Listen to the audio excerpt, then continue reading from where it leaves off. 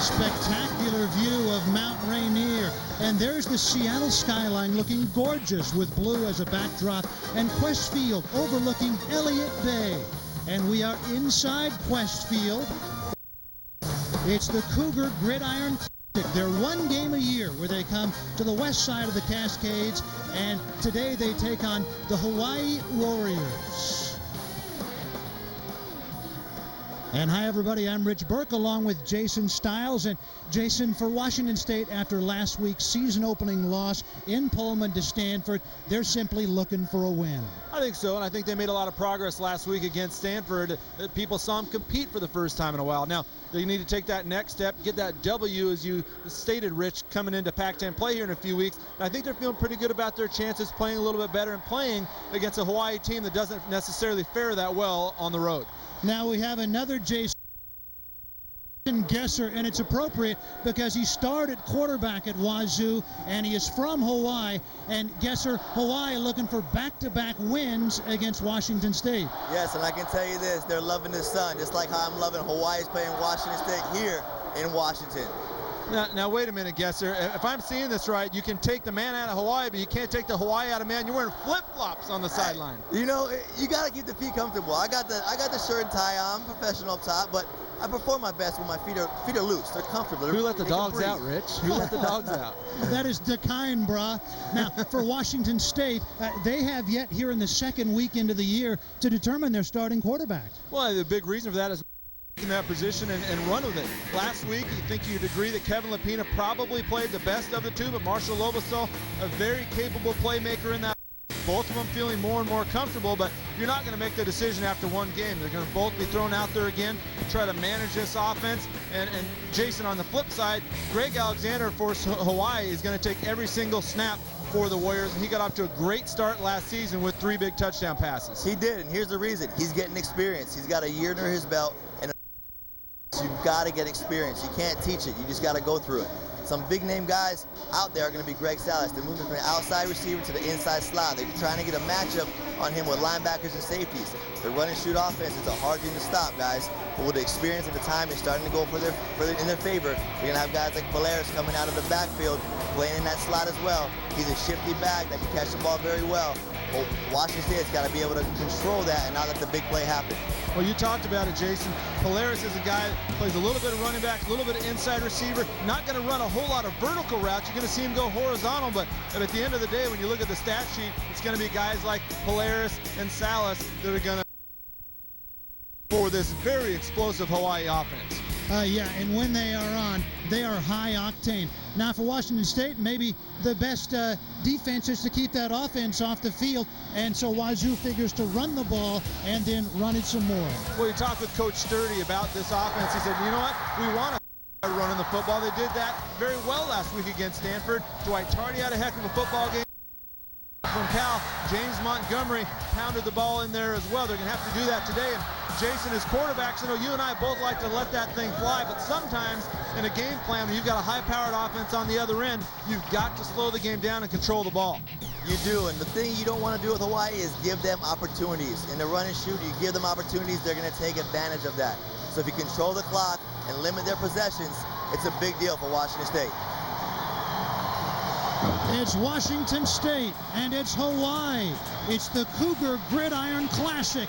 The Cougs are taking the field here at Qwest Field. The fans thrilled about this one, and some fans even coming over from Hawaii. The game is coming up next.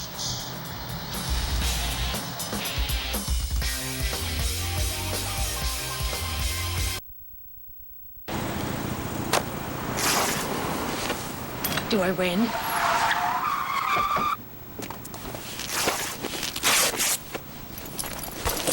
That is not how you play the game. Play Jack's Big Rip-Off. Order any large combo and rip the game piece for a chance to win one of 5 ultimate game rooms, free food, or cool stuff from Xbox, EA, and GameStop. Oh, come on.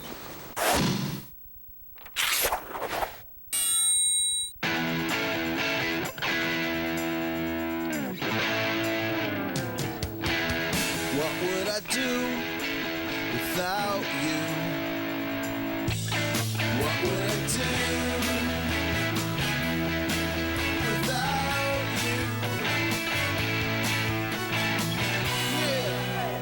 Kaiser Permanente team. Together, you rock.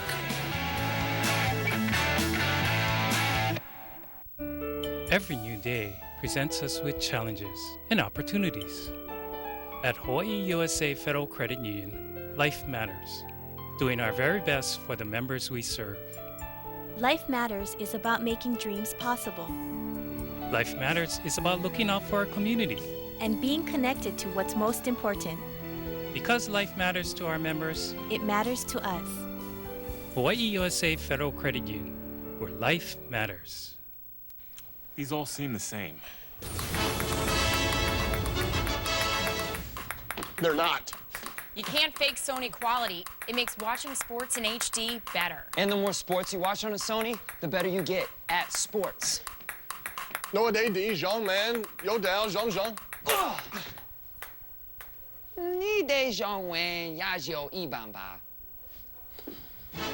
Sports look better on a Sony Bravia HD TV. On the field, I am powerful. I hit hard and I defeat my opponent. Off the field, my mom has taught me to never hit a woman. She taught me to work things out. Never hit, never bully. Don't treat women like I treat my opponents.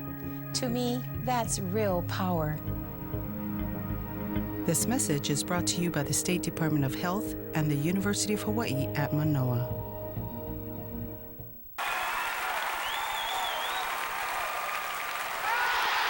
It's almost here. The Jay Leno Show premieres this Monday. Get ready to see Jay in a new way. Listen to Crater 96 beginning Monday to find out how you can win a 40-inch Bravia flat screen TV so you can watch the Jay Leno Show in style. Laugh out loud 5 nights a week with the Jay Leno Show beginning Monday at 9 on KHNL NBC 8.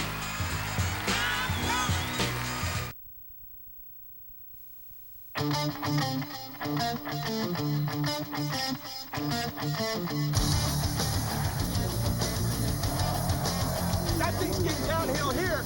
We got to fit and tackle. Stick pump, stretch the safety. Inside vertical and pump by the tight end. All you got to do is stretch the safety. Let's go play ball.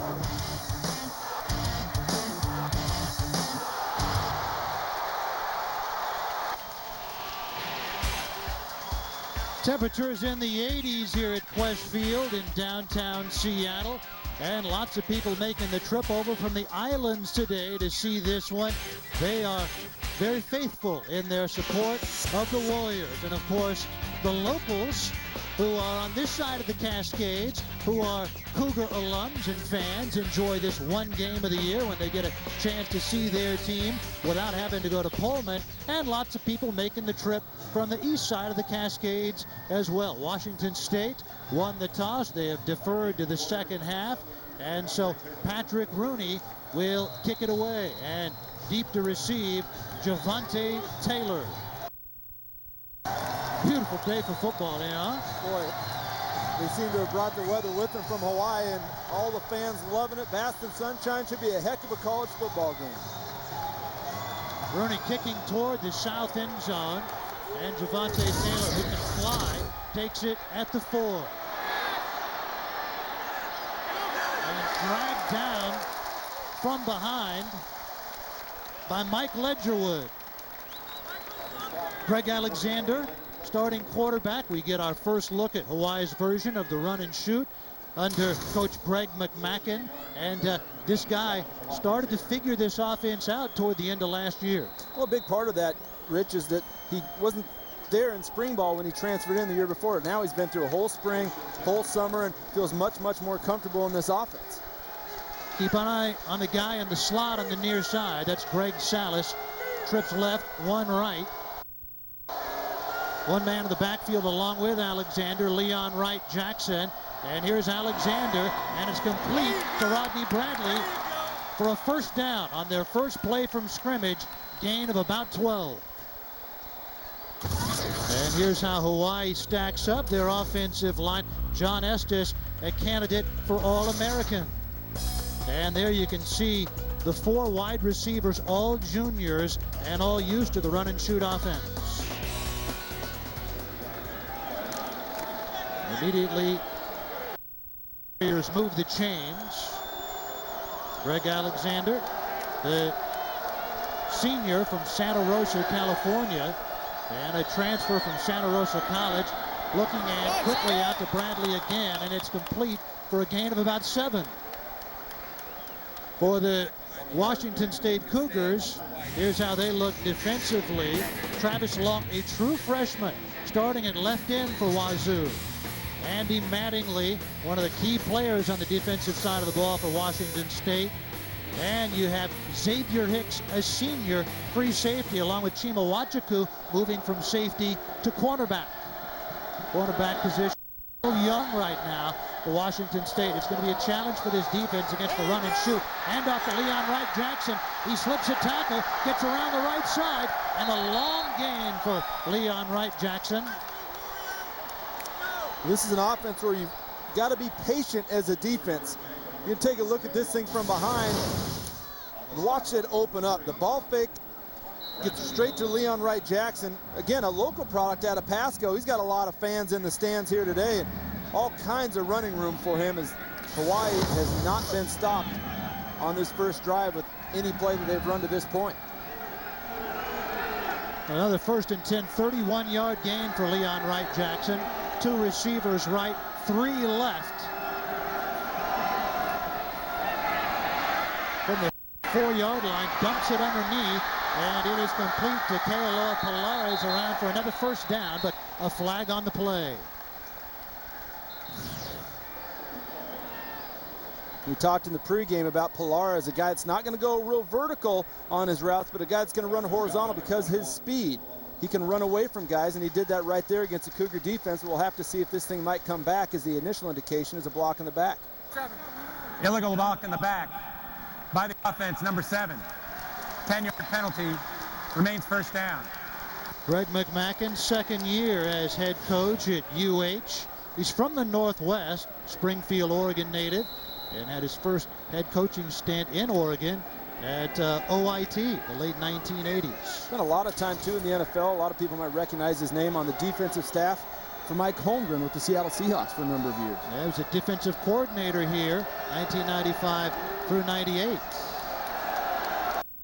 And it's a direct snap to Inoke Funaki, who gets a short gain. They will run that Wildcat offense occasionally. Well, Funaki is a former quarterback. He started the first 4 games of last season, so he's used to having the ball in his hands. When they put him back in the Wildcat, he's very capable not only of running the ball, as you see here, but can also pass the ball. Was really an integral piece of that big win against Fresno State last season when he was the quarterback. But with the experience and development of Alexander, they've been able to move him to that running back slot, and he's thrived there as well. And he's flanking Alexander right now. Polaris, Salas, and Bradley to the right. In fact, Javante Taylor to the right. Bradley was to the left, and flags down before the snap. Jason Gesser, you are very used to this run and shoot offense.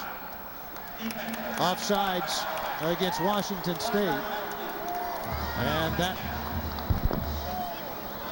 will take it up very close to 1st down. I believe it will be a 1st down, and it is.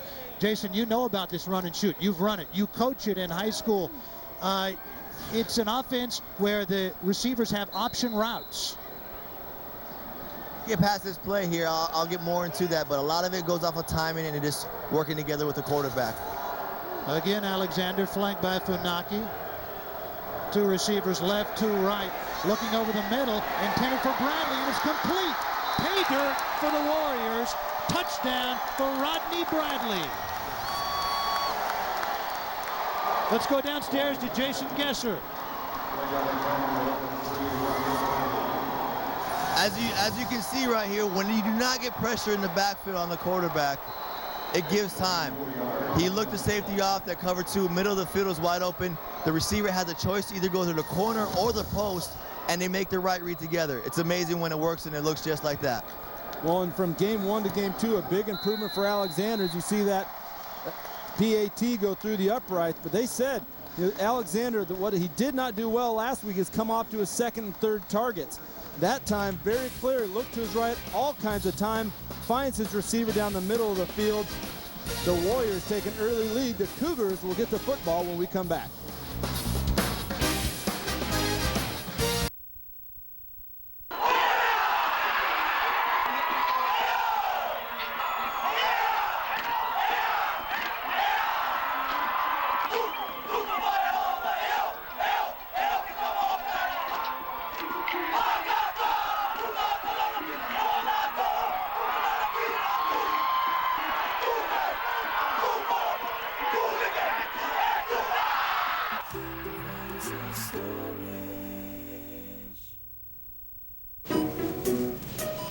Dad, I need lunch money.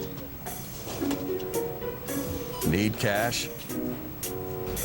Get cash back at checkout with your Visa check card from American Savings Bank. Real easy banking.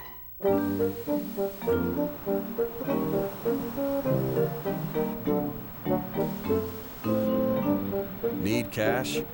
You always know where to find ATMs from American Savings Bank. Real easy banking. You may know that Uncle's Fish Market and Grill on Pier 38 has incredible fish. But don't forget the fantastic local entertainment every Friday, Saturday, and Sunday. Hawaii's best entertainers with Oahu's freshest seafood. The best of both worlds. At Uncle's Fish Market and Grill on Pier 38 off Nimitz.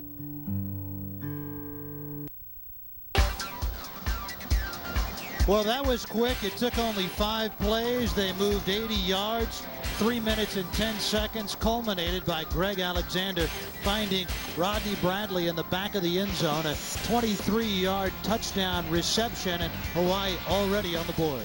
Well, that offense, that shows you why they're so explosive. They can just go to so many different guys. And when we talked to the coaches this week, said, you know, Alexander pulled the ball down and ran a little bit more than we'd like, albeit he ran for 80 yards. You don't have to pull it down and run it when you've got that kind of time, and the Cougars are going to have to find an answer in the way of a pass rush pretty soon. Richmond back to receive for Washington State, along with Brandon Jones. And it's Jones who has it. And he quickly gets swallowed up and stuffed back behind the 15-yard line. Flag on the play.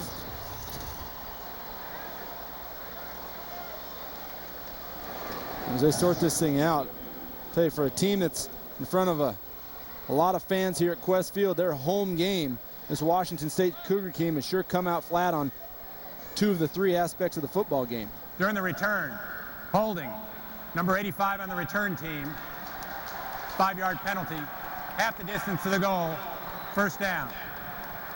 A referee, Michael Batlin.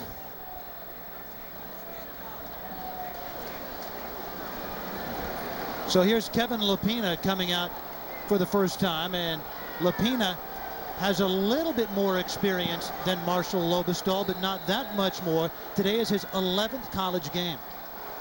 Well, a guy who's looking forward to playing a season not injured, because all of last season when he was on the field, he was suffering from a number of ailments. And the immediate handoff to Dwight Tardy, and a short gain for Wazoo.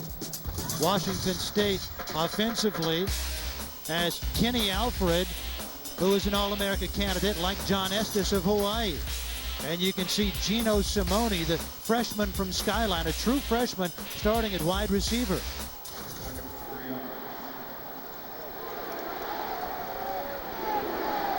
And now Lapina takes a snap from Alfred, looking, and quick pass out to the left flat, and it is complete.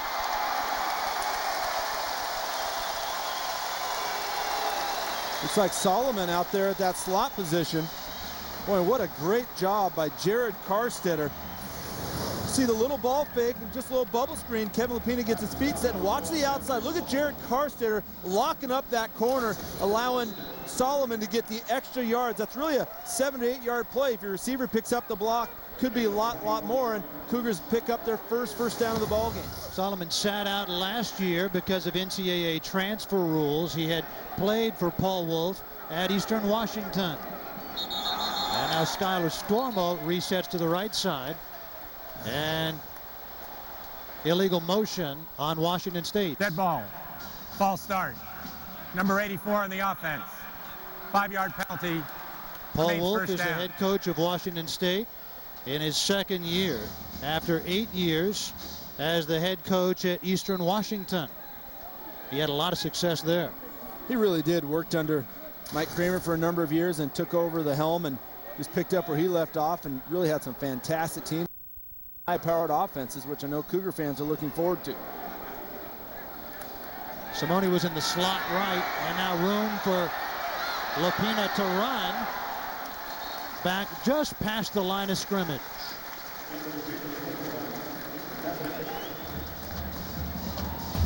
For Hawaii, defensively, here's how they set up. Onmiatonga, Tuika Tufaga in the middle. Liko Satele, inexperienced, starting on the right end. RJ Kiso Kauhane moves from Buck linebacker to Mike linebacker. Mana Silva had a great game last weekend against Central Arkansas. And it's Stormo in motion to the left side. And the handoff to Tardy breaks through one tackle and a short gain. It'll be third down for Washington State. Well, you talk about getting a run game started. Jason Gesser and the Cougars exactly opposite of what they did last week against Stanford, and they got it going. Right now, they don't seem to be able to find any rhythm. They don't, and this Hawaii defense is very, very aggressive. I was talking to Rich Miano, their secondary coach, before the game, and he's saying they got 11 new starters, but they like to hit and they come down and they're aggressive. When you have that kind of a defense, it's tough to run the ball on. Third down and 6 for Wazoo from their own 34-yard line. Lapina looking over the middle. Simone got stuffed and now rolling out right, and it was intended for Solomon and batted out of bounds by Tank Hopkins. Well, plenty of time for Lapina. I credit that almost to the coverage, as he had a lot of pass protection, rolled out of the pocket, and probably threw it to the one guy that had the most green helmets around him. Falls incomplete. Thankfully for Lapina and companies, they'll have a chance to kick it away and get some field position back, but not a real good first offensive series for the Cougs. They get one first down, but stalls just beyond their 30-yard line. So now Reed Forrest is back to punt. In the top 10 in career punts and punting yardage for Washington State. And reception by Ryan Henry and a short return. So Hawaii already with one touchdown. It took them just 5 plays. Alexander and company coming back on the field again for the Warriors.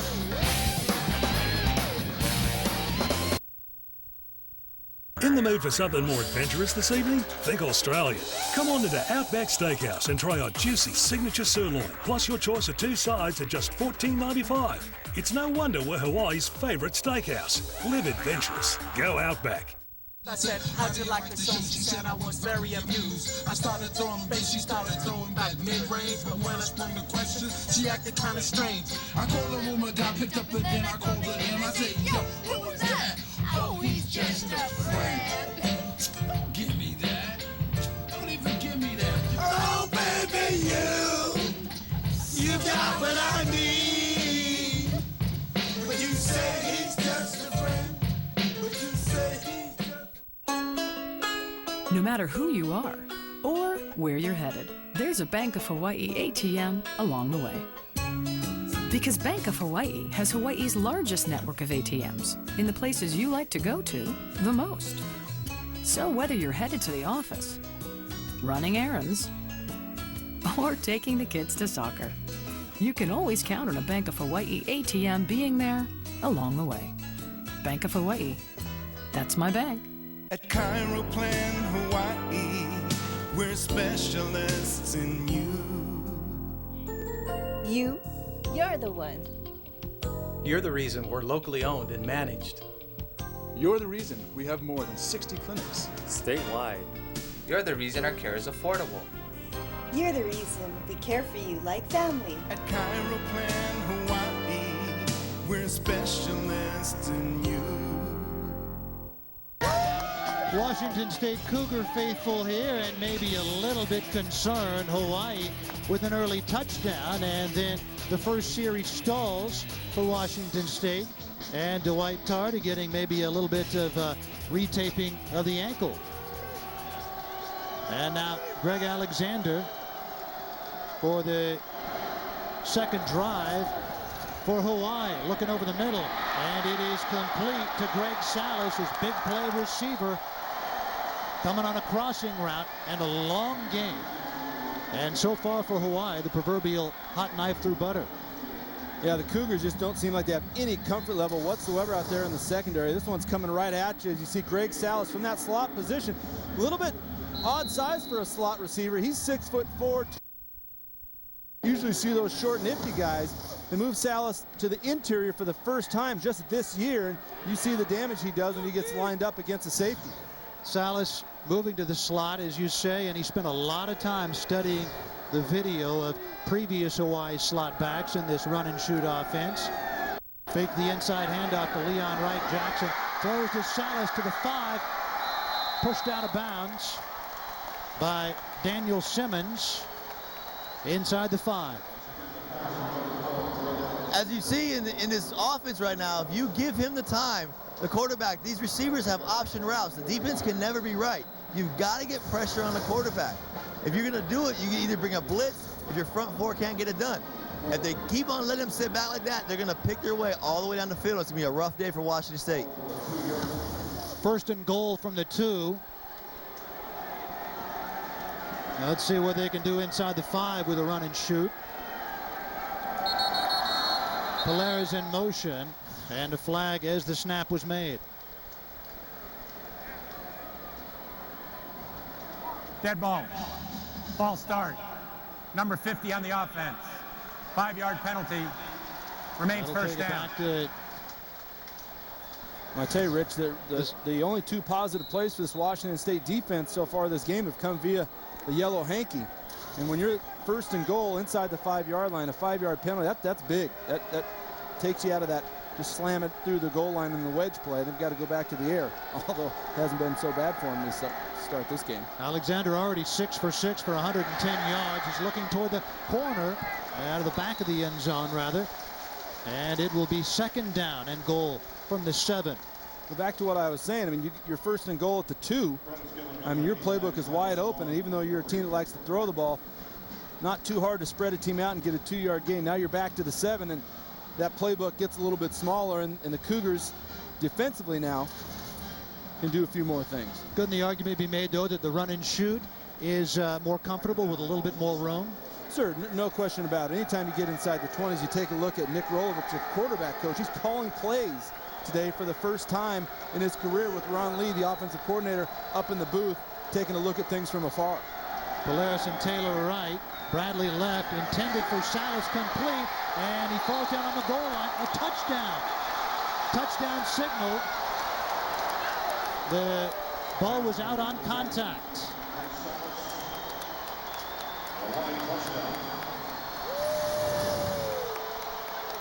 Another example of that run and shoot offense. You see Salas matched up against the linebacker, and when you get out there and get a chance with the receiver of Salas's ability, again, he's a Biletnikoff watch list player from early on in the season, meaning he's one of the preseason best receivers in the country. It's not going to be able to cover him very well with just about anybody. They're going to take a look at this play to see whether or not he had crossed the goal line before that ball came loose. Every play in college football is reviewed. As you take a look at Alexander, on that touchdown play, you have Greg Salas, who, mind you, his entire career up until this year has been an outside receiver lined up against corners. Now he's lined up against Myron Beck, who's playing in that nickel role in place of Eric Block. And that's not much of a matchup for the defense. Salas is going to win that matchup more times than not. You look After at this further angle, review, the rolling on the field is confirmed. Touchdown. Before his knee came down. The referee just confirms the touchdown as you see Salas getting his crowd into it right now. A large Washington State contingent in their seats with not a whole lot of noise to make.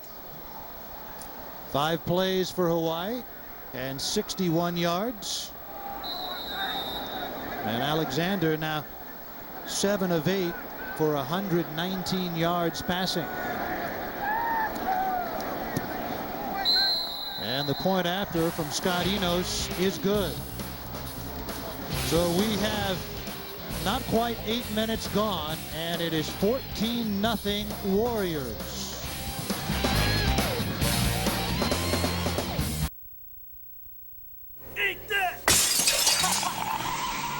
Another frozen patty? What's it say?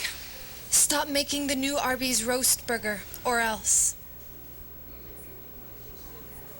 Ooh, scary. Put it with the others. The competition's nervous because Arby's new roast burger is here. Never fried or greasy, thinly sliced roast beef with one of 3 new flavors. It's the burger done better. So good you'll say, I'm thinking Arby's. First year we entered Merry Monarch was 1979. We haven't missed a year since then.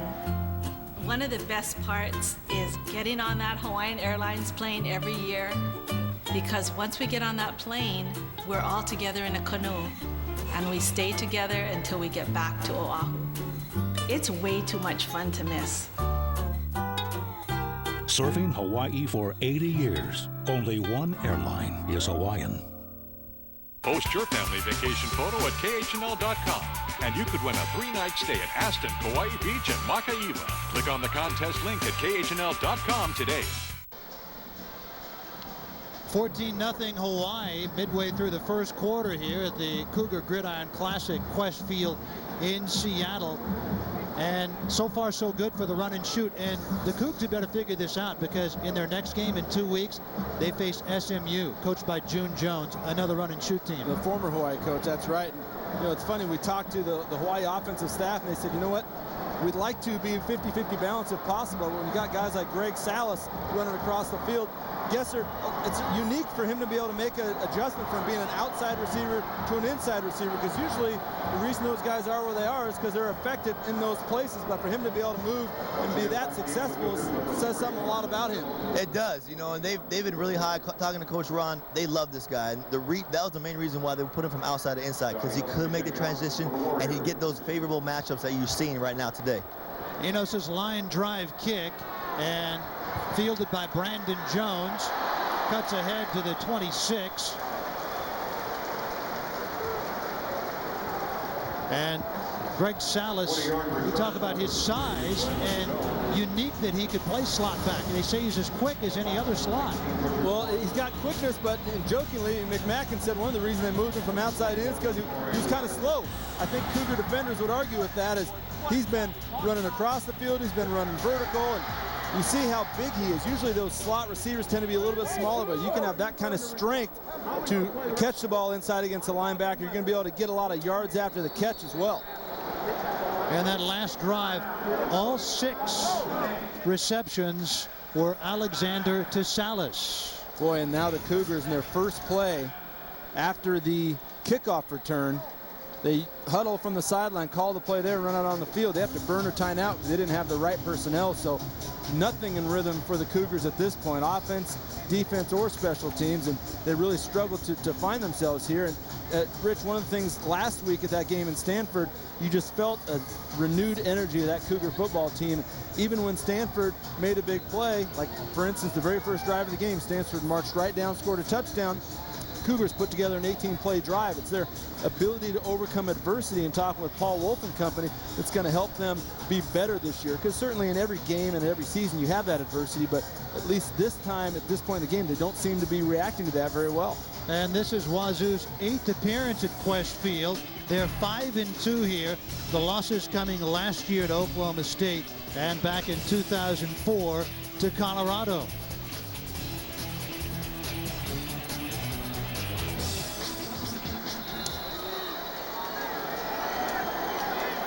Two men in the backfield, and it's Stormo in motion, and the pitch to Montgomery, his first effort around the left corner, and he is quickly taken down by Mana Silva.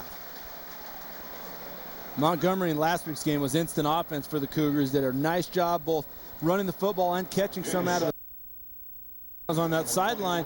Also a verbal leader for that team, getting that offensive line up, making sure they're all ready to go on their assignments. He's going to be a great 1-2 punch with Dwight Tardy as this season continues to develop for the Cougars. Montgomery, the transfer from Cal, sat out last year.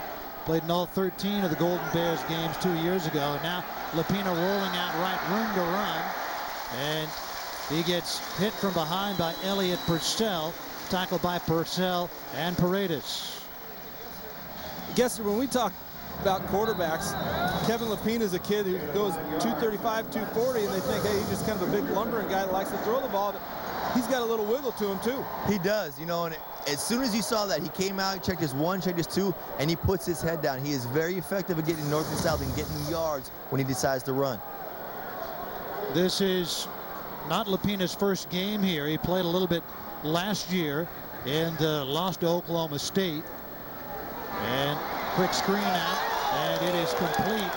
Tell Jay that Daniel Blackledge with the reception. Number 2, Daniel Blackledge. Flag on the play. Get ball. Personal foul, they get out of bounds. 15-yard penalty, automatic first down. You see him go low there for the personal foul. He's clearly out of bounds, so the Cougars are going to benefit big time from the 15-yard personal foul after a decent gain as well. So for the first time now in Warrior territory are the Cougars. Again, the yellow flag has been one of the best plays for the Cougs. Lapina also played here at De La Salle High School. He was a starting quarterback when they lost at Bellevue here. That's complete to Gino Simone, the freshman from Skyline. You mentioned Lapina playing in that high school game. On the other side for Bellevue, the starting quarterback was Eric Block, who Cougar fans recognize as their backup free safety, out this game with a concussion. But Lapina and Eric Block now good buddies on this Cougar football team, even though Block broke that win streak of 100 and some odd games for De La Salle when Lapina was quarterback. 151 games. Trips right, 1 left. In the backfield is Tardy. And play action fake, and it's complete to Gino Simone ahead to the 22 for a first down for Wazoo. Well, Gino Simone, one of the new young receivers that Coug fans love to see, and very, very effective receiver at such a young age. Now, Gesser, it looks like this Cougar football team doing a little bit of audibling or change of plays at the line of scrimmage. How much from the sideline can you tell? Lapina's doing a great job. They're leaving the guy in the slot wide open, and when he sees that, they're going to a nice little bubble screen. And you saw the last 2 plays right before that, and it's been effective to get the ball moving downfield. If Hawaii keeps on trying to load the box, they'll continue to do that. Lapina, it's complete to Carstetter, who jukes away Tank Hopkins and fumbles the football in the end zone. It's going to be a touchback. Tough break for the Cougs. The ball was fumbled forward. Nobody was able to get it.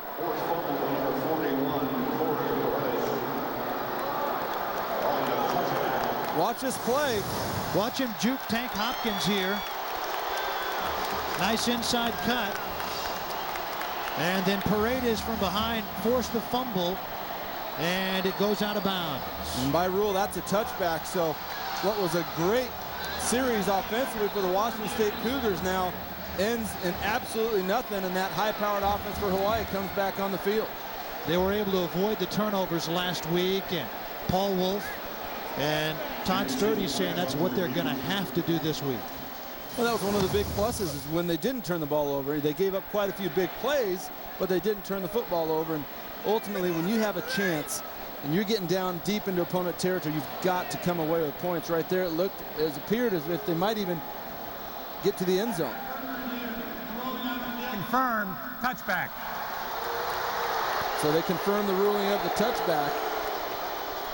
But boy, that's frustrating. You're down 14-0. You get some momentum rolling your way, and then something like that happens as Carstetter just not protecting the football as well as he needed to, and gets punched out from behind, and before you know it, this Warrior offense back on the field.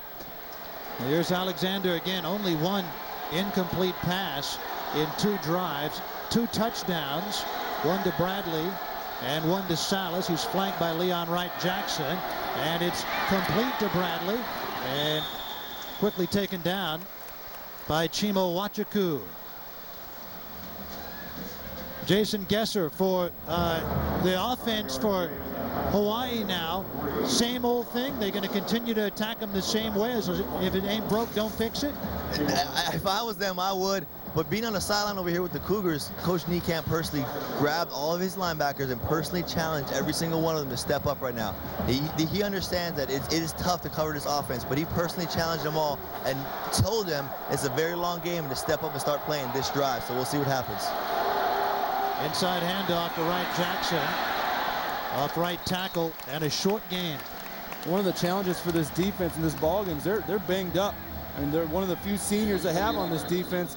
Kevin Koyman takes a helmet to the knee during practice this week, and he's out for the next 4 weeks, so he's on the sideline. So that very thin defensive line gets even more thin as Jesse Fegan starts for Koyman. They play Casey Hamlet as a backup, and of course the true freshman Travis Long on the other side. So we've seen a lack of pass rusher, not a whole lot at the point of attack. The Cougars are just flat out thin at that D-line. You'll notice they're going a lot more 3-4 this week because of that personnel. First down for Hawaii after the run by Leon Wright-Jackson. Their last drive was entirely passes out of the run and shoot. Now Alexander complete underneath to Kealoha Polaris. Right back about to the line of scrimmage. Jason, tell me about the run and shoot. What does a quarterback look for? Is he checking down to Polaris there? Right there, yes, because of the fact, I think that was probably a middle screen setup right there, but because of the blitz, he got rushed, and the defensive line had his read, and he read that very perfectly. But what they're trying to do is he checks off. When they motion across or when they sit down the side, they actually call out the coverage for the defense. And so the quarterback and the receiver are on the same page. And right now, without the pressure on the quarterback, they're taking what they want to take. Again, trips right and one left, and that one's complete to Polaris for a gain of about 5. Well, and Jason, as opposed to traditional offense where you've got schemes to get receivers into certain places, the run and shoot offense is really kind of a throw it where they ain't offense, right? I mean, you got receivers with options. They play off of where the defenders are aligned. They do. And right there, this is what they need to do. Washington State needs to bring more pressure. His last 2 plays have brought blitzes from the linebackers. Makes them get the ball in his hands quicker, then the secondary has to come up and close their coverage and make the plays and make stops. Cougar faithful very loud here on 3rd and 3 from their own 40 for Hawaii. Overthrown, intended for Salas. Wachaku on the coverage. It'll be 4th down, and for the first time today, Hawaii will have to punt it away. Well, and also you got somebody in Greg Alexander's face. He didn't get knocked down, he didn't get sacked, but as a quarterback, and Gesser, you know this too, that timing and throwing that football, if you get rushed even by a split second, you overstride, you understride, and that ball can throw errant, as you saw right there. The punter is Alex Denaki, an Australian, end over end. To Brandon Jones, who drops the football, quickly covered up by Hawaii.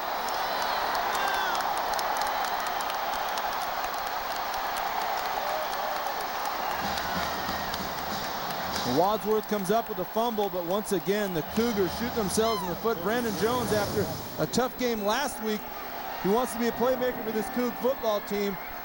You got to make that first guy miss as a punt returner, and in trying to do so, forgets to take the ball with him, and just like that, the Warriors with the ball inside the 30-yard line of Washington State. And Gesser, that is not what the doctor ordered for the Cougars. Definitely isn't. You know, and talking to Coach Levenseller on the sideline, that was the one thing that he showed experience or missed experience was on special teams, he said, and they need to clean that stuff up. From the 27 on to Inoke Funaki, and a gain of about 8. Second for Hawaii. A lot of people see that Wildcat offense and say, all right, well, you see the quarterback motion off, you know exactly what's coming. Well, yeah, you know exactly what's coming, but oftentimes that run game is predicated off 1 or 2 defenders as to what they're going to do. So as a defense, you can't always necessarily be right. And you've got Inoke Funaki, who is experienced at quarterback and running back. he's really a double threat back there. Certainly capable of throwing the ball. By the way, the fumble recovery, Mike Wadsworth, a freshman from Orem, Utah. Big moment for him. And here's Funaki down in the backfield, and a short gain there on 3rd down and 2. Hey, Jason, I always found when I'm going against a team that I knew was going to change up their front a little bit for injury or otherwise. So, for instance, this week the Cougars going from their 4-3 set to playing a little bit more 3-4. I was kind of licked my chops a little bit because I felt like, hey, that's not what they do. You feel like the Cougars might be in that same position?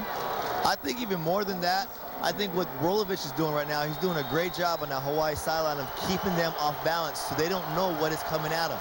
He's doing a great job with quick passes, going deep, and running this Wildcat offense, including in what you were mentioning about the injuries. It's really confusing the Cougars right now. And it's 3rd down and just a couple of feet. Alexander quickly to Polaris, ahead for the 1st down, inside the 5, fighting his way, and finally gets brought down at about the 2-yard line by Andy Mattingly. What makes it real tough to get to the quarterback when you get rid of the ball this quickly. See, Fegan left unblocked, but that's part of their protection scheme. When he knows he's going to get rid of the ball that quickly, they release the tackle upfield instead of blocking Fegan, the defensive end. He gets up on the linebacker. That allows Polaris to get down close to the goal line. Hawaii already leading at 14-0. 46 ticks left here in the 1st quarter. 1st and goal from the 2. Leon Wright Jackson in the backfield. Polaris in motion. Hand off to Jackson ahead and into the end zone. Touchdown, Leon Wright Jackson. Pay dirt for Hawaii and a 20-0 lead.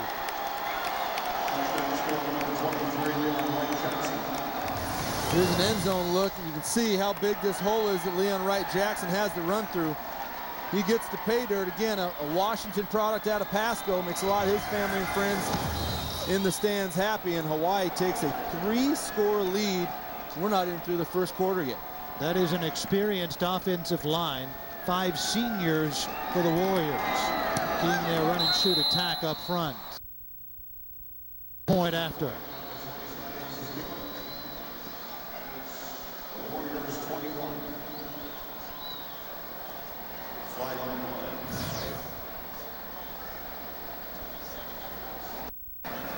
Illegal formation on the offense.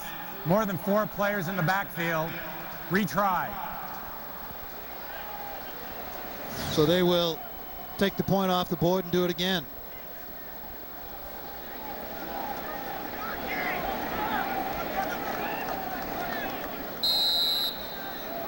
Scott Enos, the junior from Granite Bay, California, transfer from Sierra Junior College. And this time from 25 yards. His point after is good again. 21-0 Hawaii. College football is brought to you by Sterling Savings Bank, now more than ever. And by the Emerald Queen Hotel and Casino, the entertainment of the Northwest.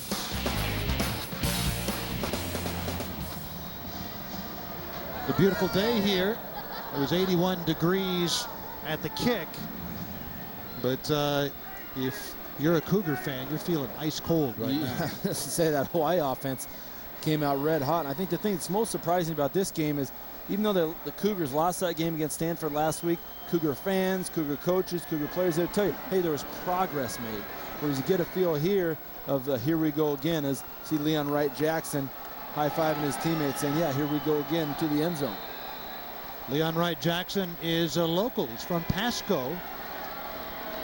Went to be a base in junior college.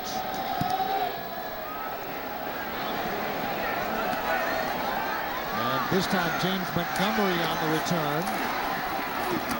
Head to the 20, stepped out of bounds at the 19. And that's where Washington State will have it. Last time they were able to move the ball, but they fumbled it inside the 10. Viewers in the Northwest can get the latest happenings on Washington State Cougars All Access.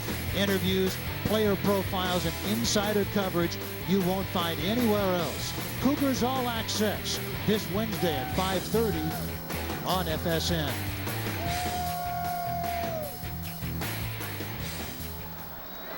Lapina still in at quarterback. No sign of Marshall Lobestall, the sophomore, yet. And handoff to Tardy.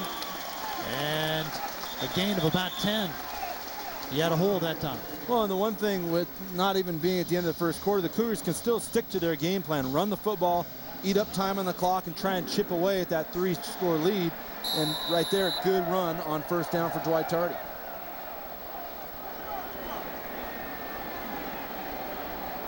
So the Cougs move the chains, 1st and 10 again from their own 31-yard line against the 4-3 set of the Hawaii defense. Hand off to Tardy around the left corner, and he gets swarmed by 3 defenders there after a gain of about 3. That's the end of the first quarter from Qwest Field in Seattle. The Cougar Gridiron Classic. It has been all Warriors. Alexander to Bradley to Salas, and then a running touchdown by Leon Wright-Jackson. From our home in Hilo, Big Island Candies continues to produce top-quality confection since our beginning over 31 years ago. Big Island Candies diagonally dipped shortbread cookies are still dipped by hand, and all our cookies and chocolates are made with the freshest, highest quality ingredients and beautifully packaged to make perfect gifts. Visit us in Hilo and experience the freshness firsthand, or log on to BigIslandCandies.com and have Big Island Candies delivered to your door. Big Island Candies, from our home to yours.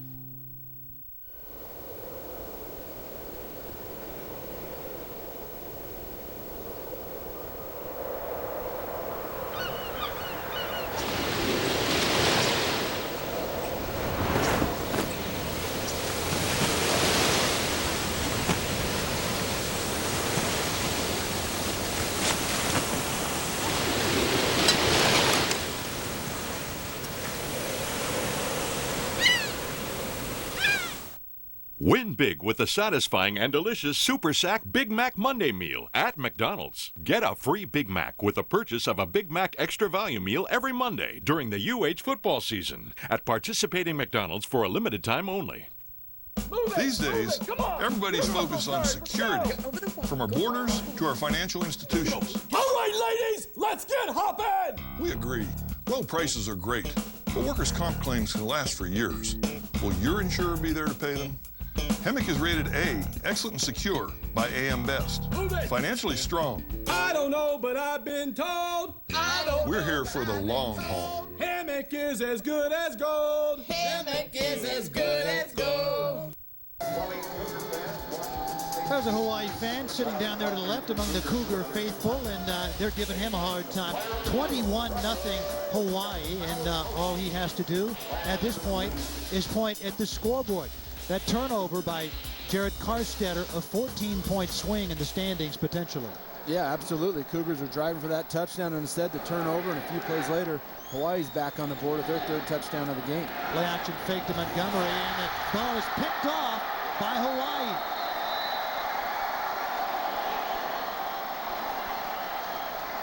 Hawaii. It's Spencer Smith, the Sambacker, who comes in to intercept it. Boy, and Lapina immediately looks at his receiver and kind of pats himself on the chest and said, "My bad."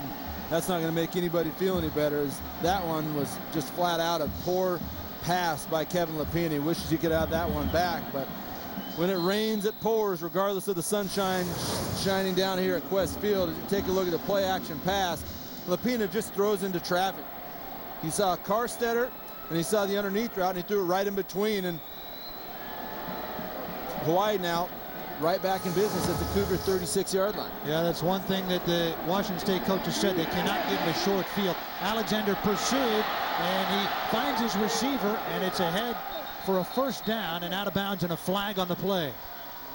Flag came from the near side of the field, away from the play from the lines judge. So ineligible man downfield is the preliminary call.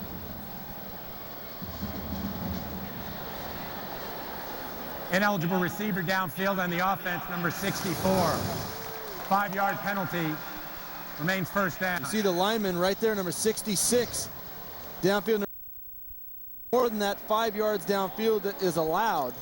And I think what that play was set up to be, Gesser, correct me if I'm wrong, but it looked like it was set up to be a screen. The Cougars sniffed it out, and Alexander, amid scrambling, dished it off downfield, but the linemen were already 5-10 yards down there.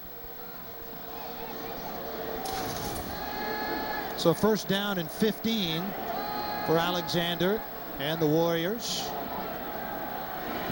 Looking to the left, and it's complete to Bradley, out of bounds. And it'll be second down at about 5.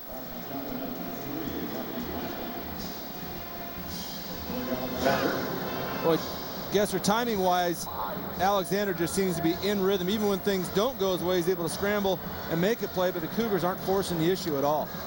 They're definitely not. You know, they need to figure something out. Either come up and try to match up one-on-one and bring that pressure, or they're going to sit back and it's going to be a long death. Inside handoff was to Alex Green, and he's brought down for a loss by Wazoo.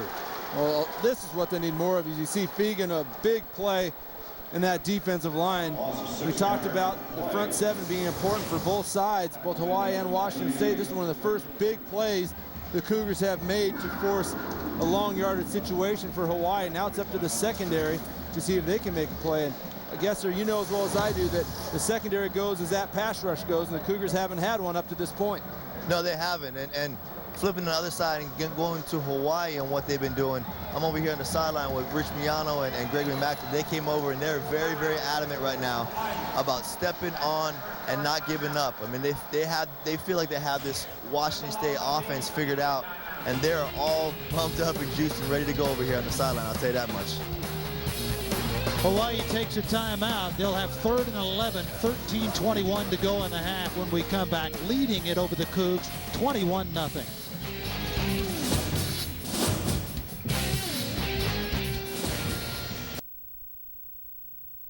So word's getting out that Geico can help people save in even more ways. On motorcycle insurance, RV, camper, boat insurance. Nice work, everyone. Well, it's easy for him. He's a cute little lizard. Gecko, actually. With all due respect, if I was tiny and green and had a British accent, I'd have more folks paying attention to me, too. I mean, well, save money. Pip, pip, cheerio. British? I thought you were Australian. Well, it's funny you should ask, because actually, I'm from... Geico. 15 minutes could save you 15% or more on car insurance. Papa John's Pizza Hawaii uses the finest ingredients to make your pizza hot, fresh, and tasty. With 15 locations on Oahu, there's a Papa John's near you. So when it's time for pizza for your family and friends, call your local Papa John's Pizza Hawaii. Hey Hawaii, get 2 medium, 2-topping pizzas for only $19.99. Just call 979-PAPA or order online at papajohnshawaii.com. Better ingredients, better pizza. Papa John's Hawaii. I get a call from Ted that he's coming to work early. That's how he is. Typical Ted. Dedicated. Totally dedicated. I heard there was a heart patient in the ER, so I went right down. That morning, I came in as a cardiac case. And there's Ted. I saw what it's like to be a patient. The cardiologist was in the ER with me, and the heart surgeon came in and says, "Don't worry." But that's how it is here at Straub. The whole team comes together for you. It really matters, and I'm glad I was here at Straub. 11 for Hawaii. Alexander flanked by Leon Wright Jackson. And this is a defense facing a type of offense they don't face very often, and they're banged up for Wazoo. They are banged up, and let's face it, too deep that had never taken a college snap until last week. So despite the great performance last week, this is still a team learning on the run. Salas and Bradley left. Polaris and Taylor Wright looking left, intended for Salas, and very nearly picked off by Chima Watraku. A great example right there, and Jason Gesser as a quarterback, you know this too. If as a defense you put your guys or the offense in long yardage situations, your chance for success is so much better. And that was one of the first times that the Hawaii team has been in 3rd and long. Defense thrive right there. Exactly. They need to create more 3rd and long situations. That was a huge stand for the Cougars right there. They need to get some kind of momentum coming here on offense, because if they don't get something going right now, they're very likely to pack it on in, and hopefully that does not happen and they can get something going here on this next possession. And Brandon Jones not back to receive this one. It's going to be the freshman Gino Simone. And it's punted way out of bounds by Danaki. Clearly, Gino Simone striking fear in the eyes of the Hawaii punt coverage team as they don't even come close to him. This is doing something, right? Hey, Gesser, Cougar offense comes back on the field. You and I have both seen and had a chance to get to know Gino Simone over the years, but he's especially worked with you a lot at your camps as you see Marshall Lobostal now come on for his first series of the ball game. But Simone's going to be a good player for these guys for a long time. He definitely is. You know, talking with Mike Levenseller, he loves this guy, and there's a reason why he is starting as a true freshman. Meanwhile, Marshall Lobostal, the redshirt sophomore, and his first snap. And a quick handoff to Tardy, and he gets brought down behind the line of scrimmage. Well, this is not a Hawaii defensive line or a defense at all for that matter. They don't return one returning starter. They were going to return 2 guys, but they're lost to injury. So the guys that are making play for Hawaii are not that experienced in their own right. So this Cougar offensive line, who played fairly well last week, shouldn't be struggling the way they are. Linebacker Brashton Satele is out. Lineman John Finotti is out. So 11 players, some of whom have experience, but none of them starting, are on the defense for Hawaii. Lobostal on the slant, and it's complete to Jeffrey Solomon. They're near to a first down. Hey, JC, we look at Marshall Lobostal and Solomon as Lobostal is able to throw this thing in rhythm. How different is to what you guys at Washington State? It's really similar. You know, the main thing is getting the guy under center to understand the offense, to make the proper checks like Lobostal did just right there. He came up, he saw a blitz coming from the side, his play clock, had a lot of time on his play clock, checked his 2 receivers, had the right play call for that defense. When you have that underneath center, and you have those brains and understanding what the coach wants you to do, it's huge in the Cougar offense. It's huge in any offense. Well, Marshall Lobostal, too, is still coming back from that knee injury that ended his season last year. And if you look at last week's action since that knee injury, he threw pretty well when he had good time, but as soon as he had pressure, a lot of throws off his back foot and scrambling around. So Marshall Lobostal's got to have time to throw that football if he's going to be accurate. He's got Montgomery on his right, 2 receivers left, 1 right.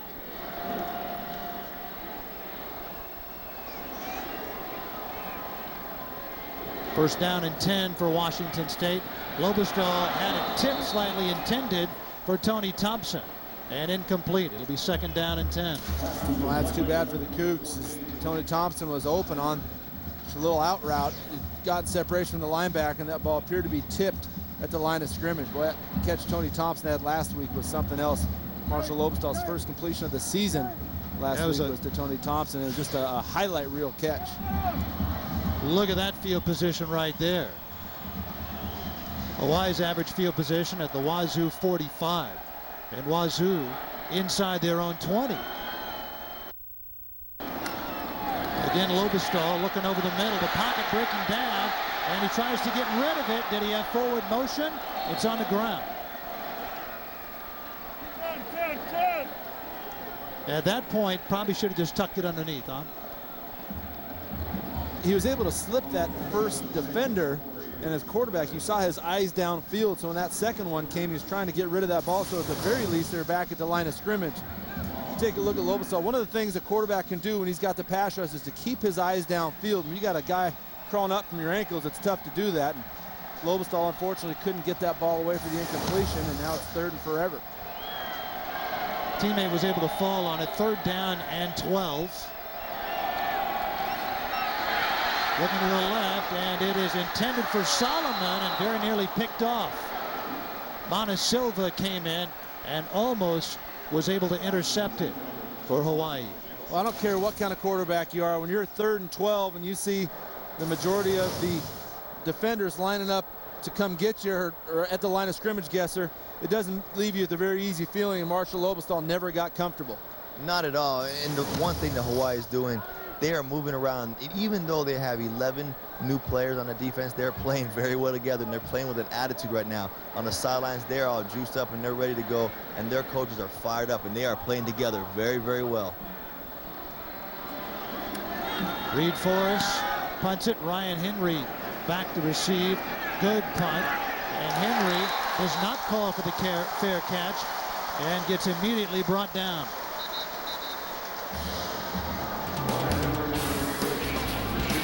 All Hawaii so far, 21-0 Warriors.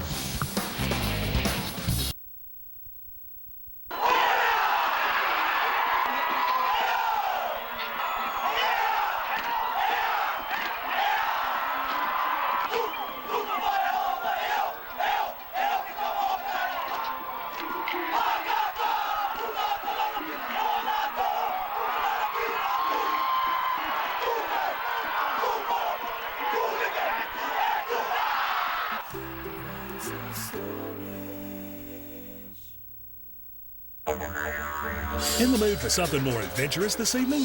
Think Australian. Come on into Outback Steakhouse and explore our menu of bold new choices and classic favourites, like our juicy signature sirloin, hand-cut, seasoned with our special blended savoury spices, plus a choice of 2 sides, like our blue cheese wedge salad, drizzled with balsamic vinaigrette, and baked potato with all the works. At just $14.95, it's no wonder we're Hawaii's favourite steakhouse. Live adventurous. Go Outback. Aloha Festivals is celebrating its 63rd year. Show your Aloha spirit by purchasing an Aloha Festivals ribbon for $5 from participating retailers. Your purchase will help support one of Hawaii's longest-running cultural celebrations, and you could win exciting getaways and fabulous prizes. Plus, you can nominate a friend or relative for the Spirit of Aloha contest. For more information, log on to alohafestivals.com. Mahalo to these fine sponsors.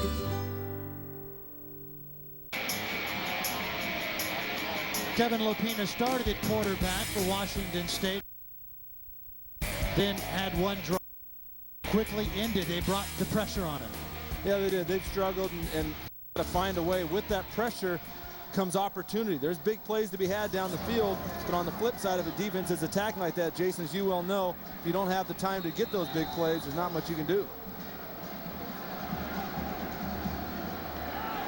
Now Greg Alexander out of the gun, 12 of 15 today, 161 yards, 2 touchdowns. We have 11:34 in the first half. Looking deep down for Bradley, and it's batted away. On the coverage, Terrence Hayward for Washington State. And Javonte Taylor was the intended receiver there. Boy, that was a good job by the Cougar defender, looking and leaning. That's what they call it on defense, is that ball comes down. He was beaten by a half step, but you turn at the right moment, you're able to get that ball knocked down and prevent another big play for Hawaii. Standard quartet of receivers for Hawaii. Right, they have Pilares, Taylor, and Salas. It's Bradley left. Looking left for Bradley, and it's complete on a crossing route. He's ahead. He's got 2 men to beat, and he does. 15, 5, touchdown. Rodney Bradley, his second of the game. He just turned on the Jets after catching that ball. Well, the Cougars gave up big plays last week, and then a few more big plays today as Bradley, the hero last week, scoring that touchdown inside of 2 minutes to beat Central Arkansas. See, just a simple crossing route against the zone. 2 Cougar defenders run into each other, and then, boy, that guy strides like a gazelle into the end zone. And Alexander said, man, this is too easy. It has been easy for him. 73-yard reception.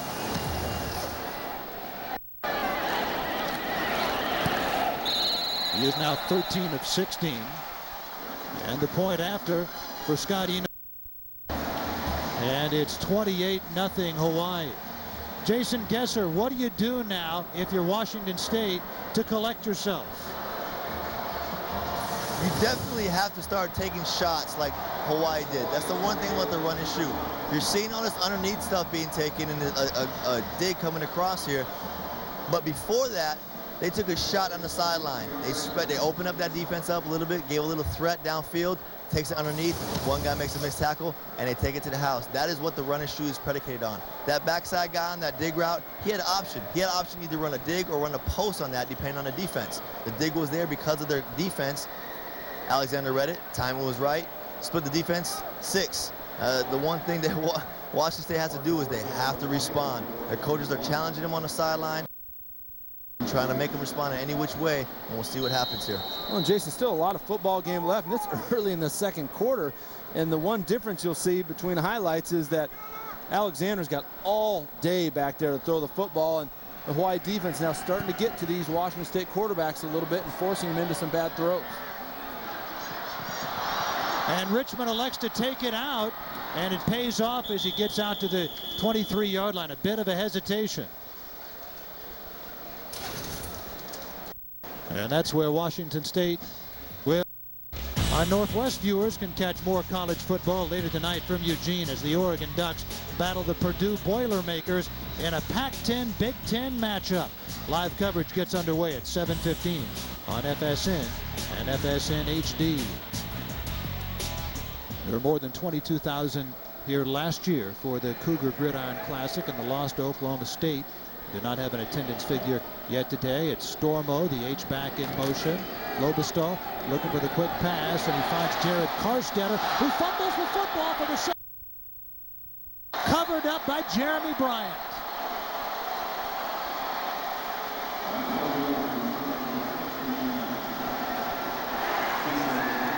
R.J. Kiso-Kauhane came out of the pile. Bryant was there as well.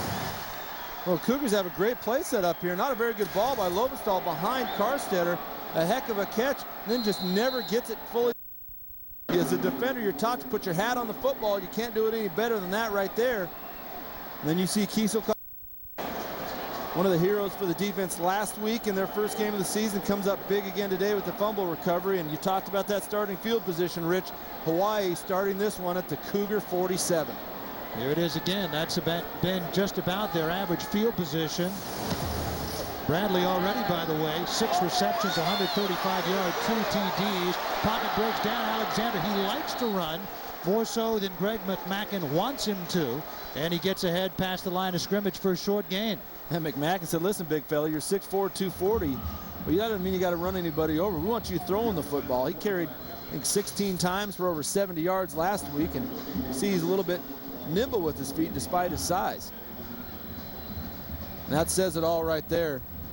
4 turnovers. The Cougars avoiding that statistic last week. Not so much. 4 turnovers, 14 points for Hawaii. 3 fumbles and a Kevin Lapina interception. And now it's Alex Green ahead, and he bursts to the 10, the 5, toward the pylon, and into the end zone for a touchdown. Well, they've been doing plenty of shooting, and now they have their second running touchdown. You see Alex Green, just great speed. A junior at 6'2", 220. You'd want to call him a bruiser. He's another local product out of Portland, Oregon. You take a look, was the knee down, was the foot out? The referees don't appear to be reviewing it at this point in time. It's a touchdown, but what a great explosion from the big junior. Hawaii just keeps putting on the hurt to the Cougars. Another point after for Scott Enos, and it's 35-0 Hawaii. Mistakes continue to hamper the Cougs. Alex Green out of Portland, and lots of friends and family here to watch him play. We see that foot drag out of bounds, but the question being, was the ball across the plane by the time that foot did drag out of bounds? And at this point, Cougar fans are probably less concerned about that than they are about the play of their team on both ends of the football. And this is really going to test the resolve of this team. And Jason Gesser, I know you're very close to this program, and you've seen the change in this team. A lot of talk about trust and belief in one another and getting this thing done and overcoming adversity. Test of that will here right now. You know, it's one thing to lose 66-3 to Cal like they did last year, or 63-14 to Oregon, but to trail a WAC school, Hawaii, 35-0 with still 10 minutes left in the first half, that has to be disheartening. It really does, because number one, you haven't been able to stop the opposition, and number two, you've helped the opposition with a number of turnovers, poor play on offense, and just not having a chance to get in any sort of rhythm. You might move the sticks for 1 or 2 series, and then before you know it, the ball's in the other team's hands again. Jason Gesser, our sideline reporter, he's a coach at Eastside Catholic High School, and if you're in this situation, what are you telling your team right now? You're killing yourselves. You know, you're talking to Washington State, the turnovers are killing them. They're starting to move the ball. They're getting those. Can't turn the ball over. Anytime you're -4 in the turnover ratio, you're going to have a score as lopsided as this. Here's the positive thing, all right? Like Jason Styles, like you were saying earlier, they have that belief, they have that trust. These guys are not hanging their heads. These coaches are coaching their butts off over here on the sideline, and these guys are not getting or quitting or giving up at all. You still see it on the sideline, you still see the desire and the want, and let's see if they can resolve. And maybe they may not win the game, but it'll be something for the future. Enos' kick, Montgomery back into the end zone, and he'll bring it out. 10 to 15 ahead of the 18-yard line. And that's where Washington State will have it with 9:58 to go in the first half. You know, one of the things last week when you looked at the game that Hawaii won in the final minute of the football game over Central Arkansas 25-20, one of the reasons is because they turned the ball over 4 times. Greg Alexander had 2 fumbles, threw an interception, so they're kind of giving the Cougars a dose of their own medicine from what they experienced last week. Let's see if the Cougars can respond and put together a rally. So now another series for Marshall Lobestall. And Johnny Forzani into the game at receiver. The handoff to Dwight Tardy. And Tardy gains 4 or 5. It'll be second down for Wazoo. Johnny Forzani getting his first collegiate action at receiver. He's an interesting story. A Canadian kid who had never really played football before, and a great athlete on the basketball court. And in the CFL, you're not considered a professional if you're on their practice squad. Johnny Forzani was on a CFL practice squad and said, hey, I'm not too bad at this football thing. Cougars very, very excited about the future that this kid has. He's still learning the game right now. Lobestall looking over the middle, and it is intended for Skylar Stormo and incomplete as he gets blasted. The one thing that this Hawaii defense will do is hit. I talked to Rich Miano before the game, and yes, they have 11 new guys, but the one thing they are very pleased with is that they are aggressive, they fly around, and they hit. That's what you want on defense. Well, Greg McMackin said, you know what? We may give up some yards, we may give up some points, but we are never going to stop attacking. We bring pressure, and if they want to attack us downfield with that, we've got an answer for them. And I think Skylar Stormo is feeling that answer right now as Marshall Lobestall off the play action hung his guy out to dry a little bit, and credit the Hawaii secondary for staying at home and delivering the medicine. Spencer Smith delivered the hit. It was R.J. Kiesel-Calhoun who batted away the pass. The reason for the ball being left out like that was they had a bootleg and Marshall came off the edge, and the end was right there, so he didn't have the time to survey the entire field. He went to his one read, and that was his second read right there, so he couldn't see that safety sitting in that spot because he had pressure. He flipped his hips around pretty good, got the ball out, but didn't have the time to survey the field and see that guy sitting right there for that blow-up shot. Well, a great example of some of the things that go on behind the scenes that Gesser just alluded to. As a quarterback, if you don't have the time to progress your reads, you're going to look bad. Right now, Marshall Lobestall is suffering because of that. Lobestall looking over the middle, intended for time. Off by Monasilva. Another interception for Washington State. And that time, Lobestall appeared to have plenty of time. Good coverage downfield. He likes his senior target at tight end, Tony Thompson, as you're going to see him going right down the seam on the left-hand side of your screen. Just comes to him late. Great job by the linebacker getting a hand on that football. Tips and overthrows is what defensive coordinators will tell you. That creates turnovers, and Hawaii gets their 5th turnover of the game right there. Consecutive passes tipped there. Alexander still out there at Chuck. Pocket breaking down a little bit, looking down the plate to Salas. Inside the 20, inside the 15, down to about the 13. And immediately another first down for Hawaii. You know, there's a physical aspect to this game, which is no doubt important, but there's a mental aspect to this game. And right now, mentally, the Cougars are beaten down, and the offense is not playing well. The defense isn't getting much rest. To that point, they're not having a whole lot of success, and when you don't have success on defense, you start to play on your heels, and the Hawaii offense sees that, and they're attacking. There were a couple of drives midway through the half where Washington State was able to get in the Hawaii backfield, and that slowed them down a bit. That was intended for Salas off his hand and out of the back of the end zone. And it will be 2nd down and 10 from the Wazoo 12. Jason Gesser, if you're Hawaii right now, what's your goal from here to the end of the half? Was to put the ball in the end zone on this drive and to really step on the throat.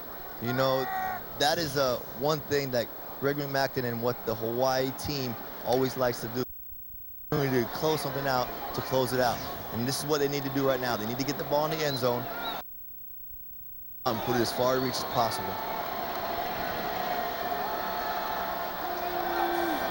Trips left, one right, looking, and it is complete for a short gain to Kealoha Polaris.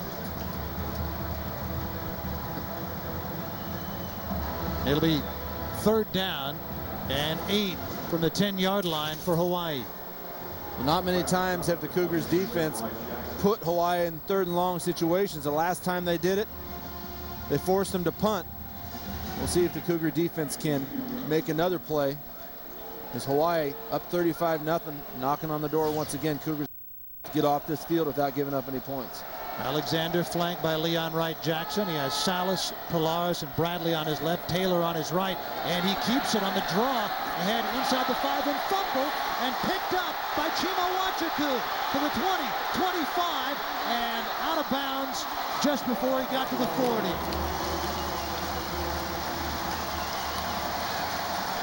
Something positive going for Wazoo.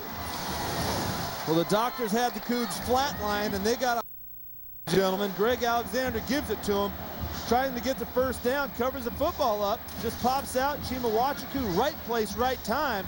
I think when they get on film, even though that center might have had the angle, Chima Wachaku should outrun that angle.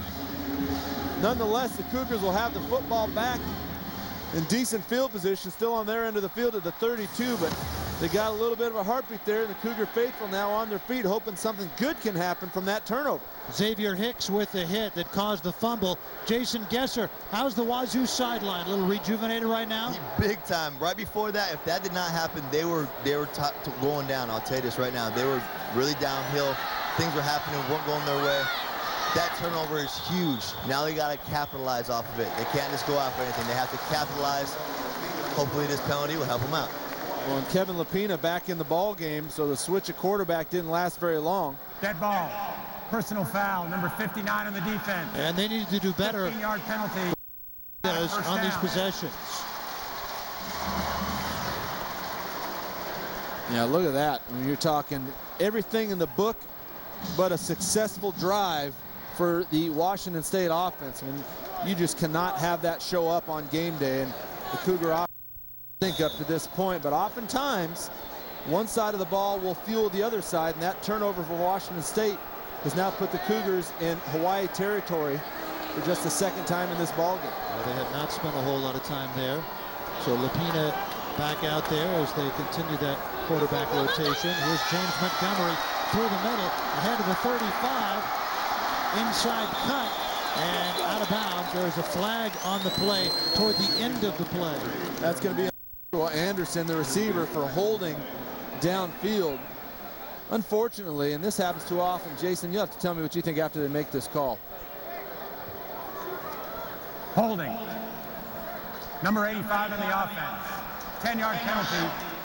Remains 1st down. I'll tell you this right there. I was right here on the sideline when it was going on. Joshua straight dominated Bryant on the corner. And because he was just getting dominated, he was trying to squirm around so much, and eventually got him a holding call. You got a great look at it right there on your TV screen. And I was going to say, oftentimes the receiver, if he gets his block, officials automatically assume that you can't hold your block for that long. And unfortunately, receivers get penalized a lot of times when they shouldn't have, just for hard work. Now Lapina under center again with Montgomery behind him. Fumbles the.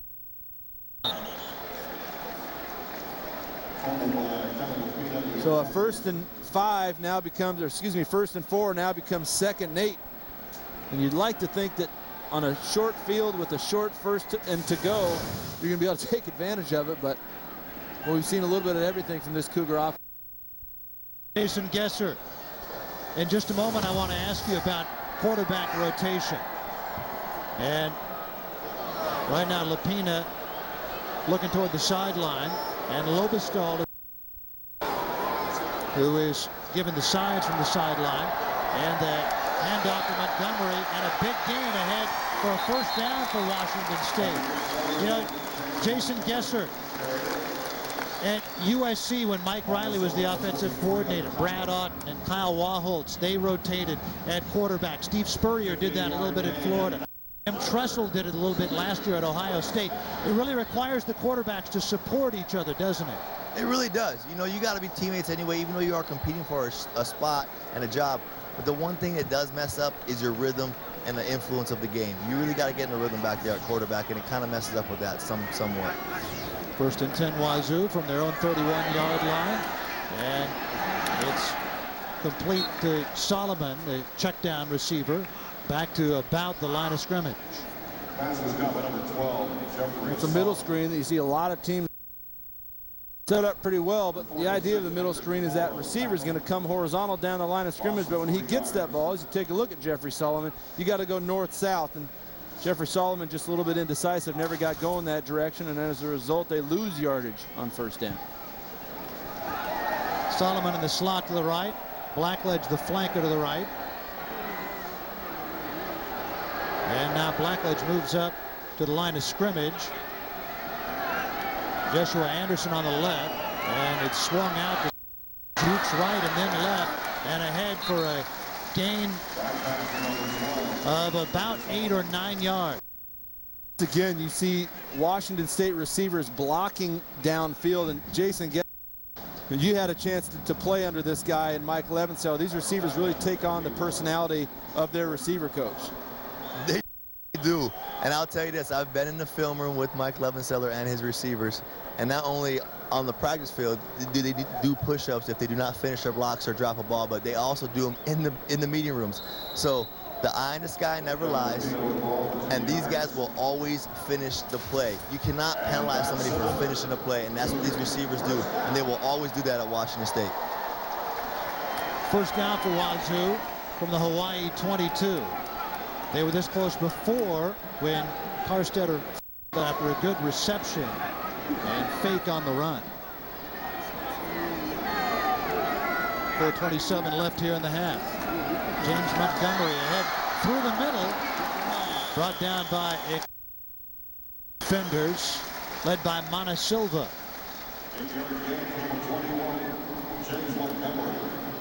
Mana Silva, 10 tackles last week in that season opening win on the island. His arms around the ball carrier again.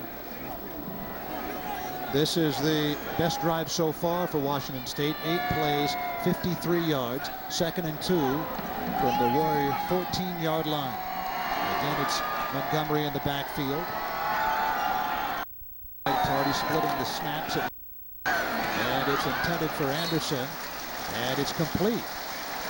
Ahead for a 1st down for Wazoo at the 10. Take a look at this route. A great example of a good decision on down and distance. Joshua Anderson, a lot of cushion, 2nd and 2, hitch it up and move the sticks. You give yourself 4 more. On the inside of that, the slot receiver had a vertical route that if you wanted to take a chance, could have been there as well, but realizing that, hey, we just need to move the sticks, Lapina picks up a completion and a new set of downs at the 10-yard line. Blackledge on the near side, Anderson on the far side. Balanced formation. Thompson and Stormo wanted to tie it in, and a quick draw for Lapina ahead just inside the 6-yard line.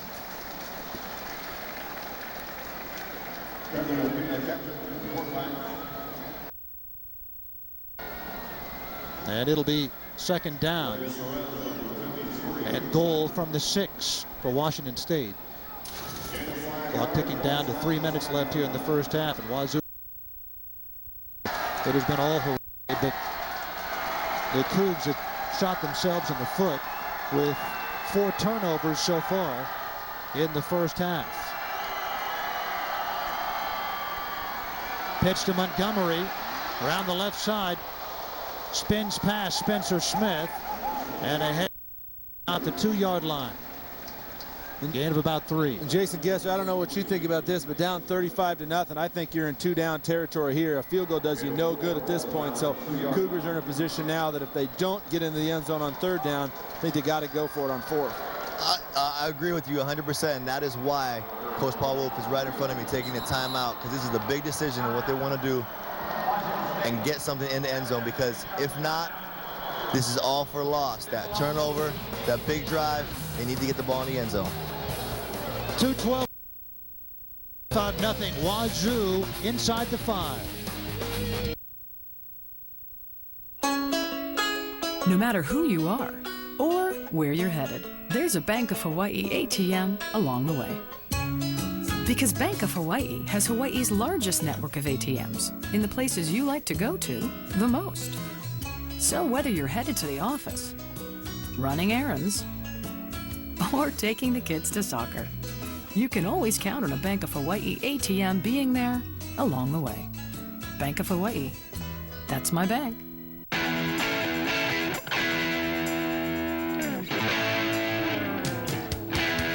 What would I do without you? What would I do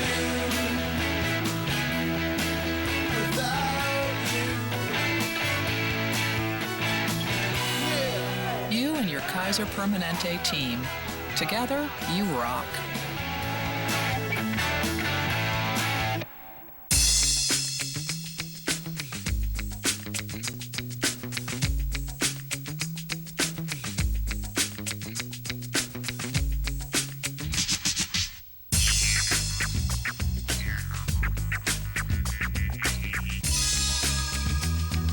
Try a grab-and-go breakfast bento now with pork links and corned beef hash. Or get a great deal on either one of these favorite mini plates at Zippy's.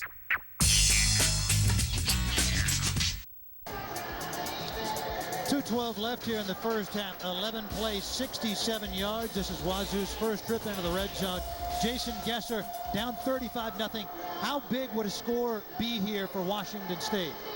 It's monumental, to tell you the least, right now, because of the fact of right before the half, they need to get some kind of momentum going and have a tale of 2 halves. They need to come out swinging the next half. This will start it right now and get that snowball effect of goal to get the momentum going into the next half. It's 3rd and goal from the 3. Again, it's Montgomery in the backfield toward the corner, intended for Carstetter, and incomplete. Lapina had hooked up with Carstetter last year for that big reception in the Apple Cup that set up the game-tying field goal at the end of regulation. Boy, this is a surprise right now for them to come out and kick a field goal down 35 points. I know they want to have something to feel good about here on this drive, but 3 points down, 5 touchdowns. Certainly doesn't feel that good, I wouldn't think. Nico Grasu, last week 2 for 3 field goal attempts. Missed 1 from 21, but made them from 33 and 47. And it's good. And Wazoo is on the board. Crowd wanted them to go for the touchdown. They settled for the field goal. And if nothing else, the goose egg no longer on the board. Yeah, but I think if you're feeling good about yourselves offensively, that's a no-brainer. You're going to put that ball in the end zone. I think for the Cougars to evolve, let's just take it for a moment. It's not about this game right now at 35-3. It's not about this game. It's about developing yourself. So as you get closer to the Pac-10 season, you've got one more game against SMU. Then you've got the bulk of your Pac-10 season. You've got to be feeling good about being able to plug the ball in the end zone when you're in the red zone. And right there, the Cougars had a chance, and quite frankly, I think they missed on it. And Jason, as a former Cougar, I'm just curious what you think. And now as a head coach, you know, I feel ball in the zone right there. You definitely do. I think the one thing that Paul Wolf is thinking right there is he didn't want to come away empty. He thought maybe if you don't score on that, kill the game all in all and kill that whole momentum that they just had. And they got stopped down there. So let's say, hey, let's at least get 3 points out of it. Score every time you get in the red zone. But I understand and agree 100% with what you're saying. It's got to be for the future. You know, you kind of go away from this one game in particular and build that confidence for the future. And I do think it's something to build on for this game, and as important as getting those 3 points. And they held the ball for almost 6 minutes, 5 minutes and 40 some odd seconds. So, and that's a pretty big thing for them to just keep Hawaii, as we had talked about in the pregame. Patrick Rooney in his second year as Wazoo's kickoff specialist. And Javante Taylor back to receive, and it's a high little pooch kick to the 28-yard line. And on the return, Mana Lolatai.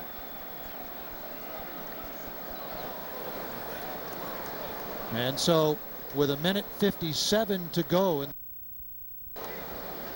Hawaii will have again good field position at their own 41-yard line. Jason Gesser, if you're the Warriors right here, are you trying to get the ball to the end? Run and shoot, you're all the end zone. There's never time where you don't have enough time. Time isn't an issue with the run and shoot offense. Alexander flushed out of the pocket, and it's batted away. Another fumble recovered by State. And a penalty on top of that. It's going to be a horse collar against Hawaii. So the Cougars are going to come up with a second turnover of the day by Alexander, and they're going to get 15 yards tacked on. So this is going to be a big play for the Cougs. As you see, Alexander, a lot of time, credit the coverage for not allowing Alexander to get rid of that ball, and he's got to have that internal clock go off there. As you see, Jesse Fegan. Personal foul, horse collar topper. Number 12 on the defense. 15-yard penalty. First down. Casey Hamlet forced the fumble. Jesse Fegan getting his first start, making some big, Casey Hamlet, the Western Washington University transfer, causes a fumble. And then just a great play, right place, right time for the Cougars to pick up yet another one as Jason Stripling, the senior outside linebacker, picks up the ball. And now the Cougars inside the red zone. And the officials, before they allow a snap of this ball, are going to take a look at this play. Sure, it was in fact a fumble. Last week, Alexander lost a couple of fumbles, and he'd already lost one today. Kind of 50-50 right there, huh? Well, I think 50-50 is a great way to put it, because I think with replay, they try and determine, if this arm's coming forward. What you think you see, the referee see it the other way, and half the time it's complete opposite. So this is, as far as I'm concerned, and the Cougars are hoping that it goes their way, as a 35-3 ball game has a very, very good opportunity, if they're able to keep this football with plenty of time left in this first half, to get it in the end zone and cut into that lead. Taking a good hard look at this play. You see Alexander square his shoulders, looking to come forward, and I tell you, I don't think it is. Great job by Casey Hamlet seeing that ball pop up and going for that football, trying to make something happen. See it from behind. After further review, the ruling on the field stands. Michael Bantling, our referee. The play stands. So isn't this a horse of a different color? 1:47 to go in the half, and Washington State has it 1st and 10 at the Hawaii 17-yard line. Now it's Dwight Tardy back into the game in the backfield. The H-back Stormo. Tony Thompson, the tight end. At the top of your screen is Joshua Anderson. And the Blackledge at the bottom. And Rapina audibleizing. And now looking, and it is complete to Joshua Anderson. And a flag down in the backfield. Yeah, right at the line of scrimmage there.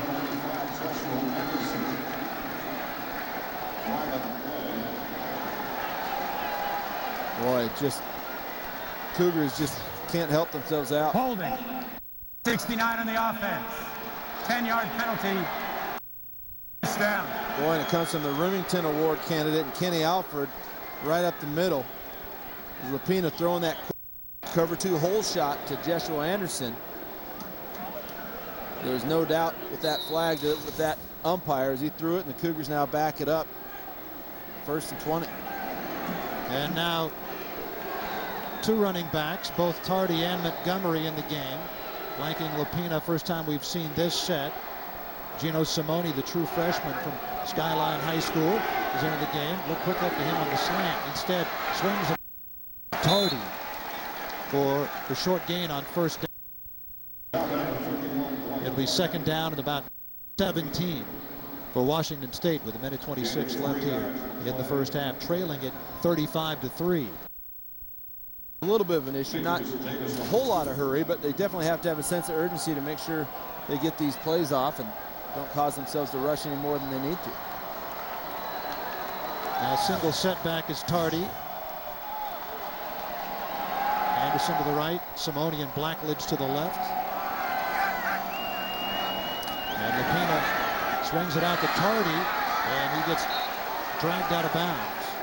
Going real close to being inbounds when he got brought down. That knee looked like it might have come down in bounds. And you say, well, why does that matter? Well, it matters because they're under a minute left and keeps rolling and makes things a little bit more difficult for that Cougar offense.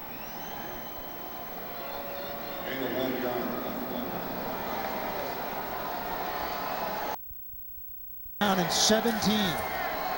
They change it 3rd down and 16. 43-yard line.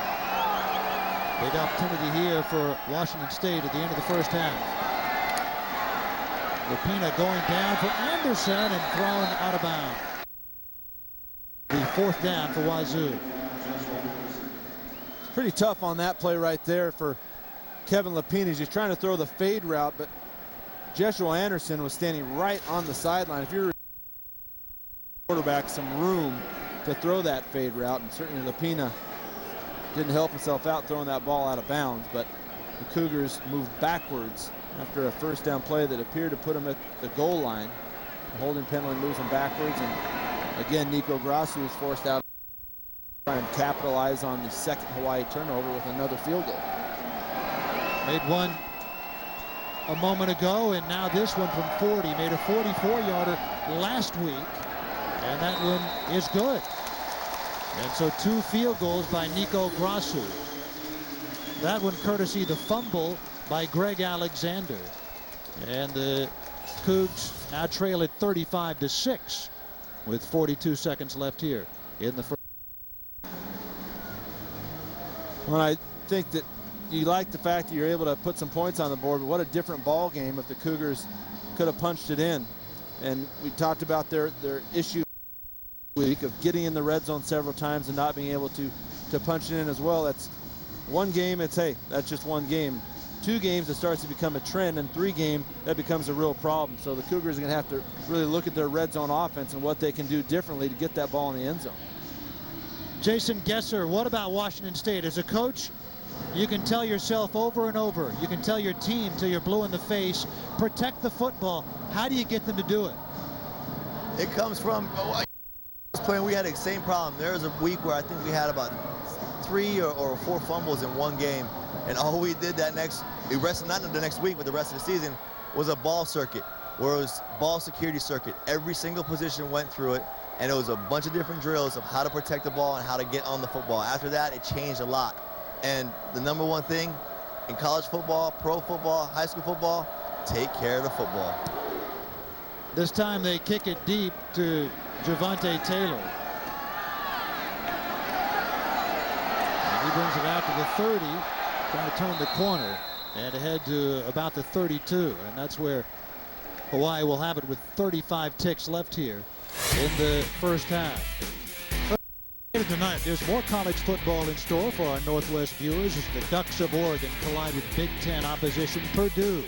That matchup available on FSN and FSN HD.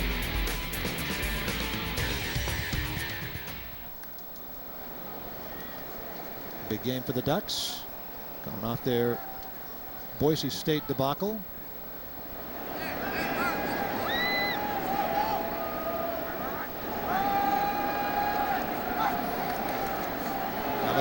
inside handoff to Alex Green. Already had one long run for a touchdown. Gain of about 6 or 7. It'll be second down. And there are 22 seconds left in the first half. And they are going to let the clock expire.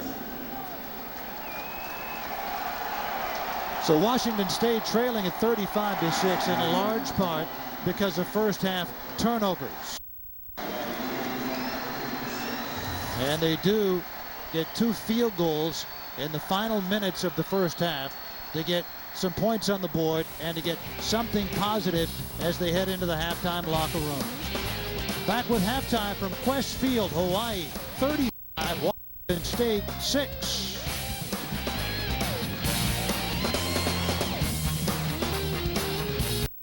The Honolulu Star Bulletin and Midweek Spitting Advantage is back in action with over 3. Presented by Snoqualmie Casino, Seattle's premier entertainment and dining destination. Well, if you're a Cougar fan, you can salve your wounds a tad with the fact that, hey, you get to live here in the Northwest. What an unbelievable spring or fall Saturday here. It seems like spring. It's 35-6. Hawaii leads Washington State. Most of the numbers, of course, going the way of UH. Well, and you look at that turnover statistic, 5 of them in the first half alone. You just can't do that. Hawaii only 14 points off of those turnovers, but it just creates a total mismatch. Washington State's offense not on the field long enough, and Washington State's defense has just not found an answer for that run and shoot. And then the other stat, look at the field position. When you've got half a field to go as an offense, you lick your chops because you know more than likely you're going to come away with points. And on the flip side, the Cougars have had a long field to go, and contributing to that would be their turnovers, and they just have not had any rhythm going whatsoever. And that's right. In points off turnovers, 14-6 in favor of Hawaii, and Cougar fans thinking maybe that at least one of those should have been into the end zone. College Football Northwest is presented by Snoqualmie Casino. Back with more at the half in a moment.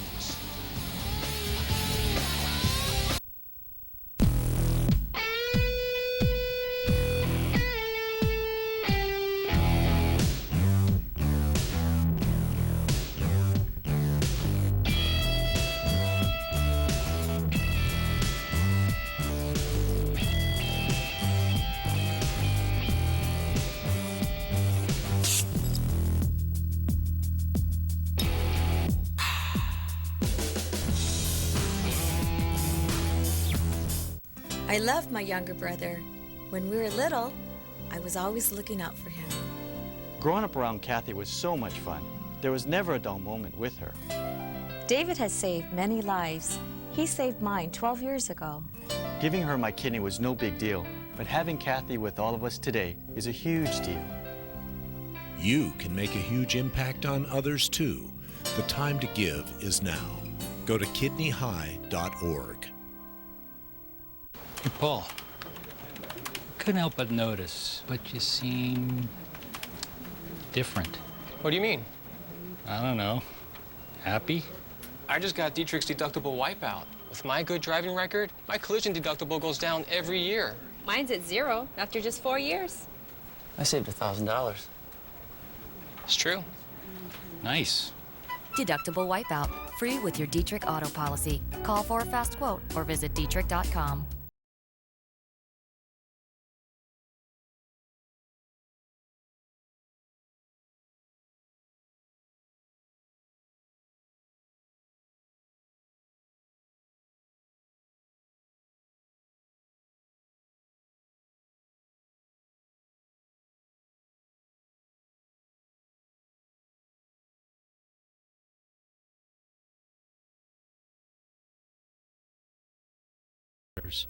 Jack's Tile and Stone. Quality tile and stone installation with over 22 years of residential and commercial experience. For all your installation needs, call Jack's Tile and Stone.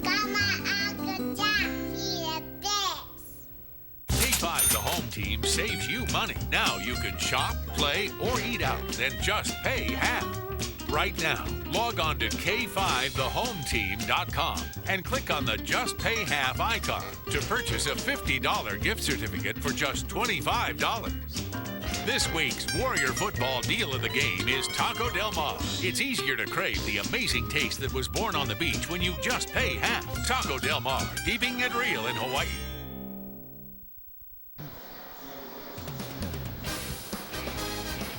College football is brought to you by Sterling Savings Bank, now more than ever. And by the Emerald Queen Hotel and Casino, the entertainment capital of the Northwest. What a great day here. Another view of Mount Rainier overlooking sea. Hawaii leads it 35-6, and Wazoo won the coin toss at the beginning. They deferred to the second half, and Jason Gesser, a score here, a little bit more momentum, and then maybe a stop, and things could be going Wazoo's way. They really could. You know, talking with Travis Niekamp, the linebacker coach, coming on out, one thing they wanted to do, stay the course. They know they got some momentum on their side, force a couple more turnovers, get the ball in the end zone on this drive like he mentioned, and you're going to have a ball game. That's what they know at halftime. See what happens. All right, now what about defensively against the run and shoot?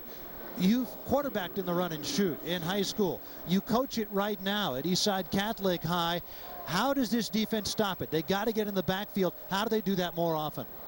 You've got to bring pressure. If you're not getting pressure done by your front four, start bringing some blitzes and taking some chances matching up on the outside. You've got to misrupt the timing. Jam the receivers at the line, start something up where they're not comfortable in just running free releases downfield and the quarterback can sit back there all day long. If they start doing that, sometimes little big plays, but right now I don't think they have anything to lose. Jason Stiles, Chris Ball, one of the two co-defensive coordinators for Washington State, talked about how he wanted the line to twist the side of the ball so that they could apply that pressure without having to bring anybody out of the backfield and leave more open spots for the run and shoot. Yeah, coming into this, they wanted to just take 4- and 5-man pressure and just cause a little havoc with those twists. But a very experienced offensive line for Hawaii has negated that, and I think you go into the locker room and you make your halftime adjustments, and something's got to change. Enos's kick downfield to James Montgomery. He has it just inside his own end zone. Montgomery out to the 15, where he's quickly by the Hawaii Warriors, and Washington State will have it again. Not good field position. You know, when I played what we tried to do goal setting wise, we always wanted to have the first score of the first half and the first score of the second half to establish that momentum, and certainly you can flush the first toilet down the toilet for Washington State, but coming out in this third quarter, they've got the opportunity now to grab the momentum with a whole half of football to play. It's Anderson and Blackledge at the top of your screen. Stormo, the H-back in motion. Montgomery is the running back. Handoff to James Montgomery. And a gain of about 5. It'll be second down for Washington State. And this is what we expected to see out of them in the first half. Run the ball a lot, choose some time off the clock, and keep the Hawaii offense off the scoreboard. No question. Off the field. Yeah, you want to stay the course to control that clock. And when you have a good running play, I've said it a lot, a first down run play or a good play on first down is like throwing strike one in baseball. You immediately put your opponent on their heels. Have got to do a good job of that in the second half. Again to Montgomery, off right tackle, and he gets brought down by Elliott Purcell.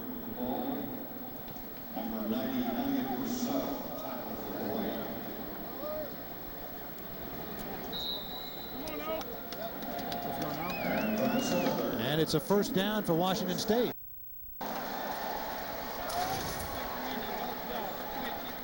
That's what they need, huh? Yeah, just keep moving those chains and keep chewing up that clock. Well, a big portion of the Cougar pass game is predicated on play going. It's going to make that defense start to guess a little bit instead of being able to just run downhill. Balanced formation with both Stormo and Thompson in. And handoff as Thompson sets a block for Montgomery.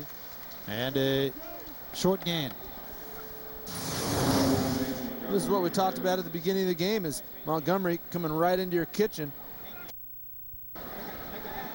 and tackled, but not before he gained 6 yards, 7 yards on first down. So the Cougars coming out here, especially on that offensive line. That's where it all starts, and they're getting it done up front.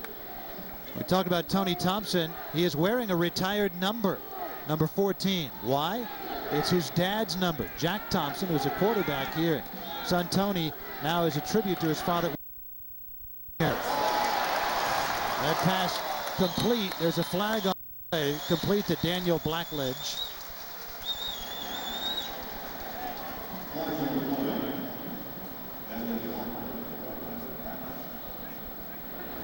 Our official, Michael Batlin.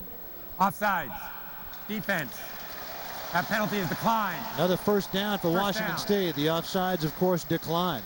Well, Jason Gesser at halftime talked about, hey, let's have these guys take a few shots downfield. They'd adjust that right there. Gives Daniel Blackledge a chance to make a play. Throws a little stop fade down. And he does just that. He goes up against a DB that's covering pretty well, and he makes a play, Jason. You've got to take shots.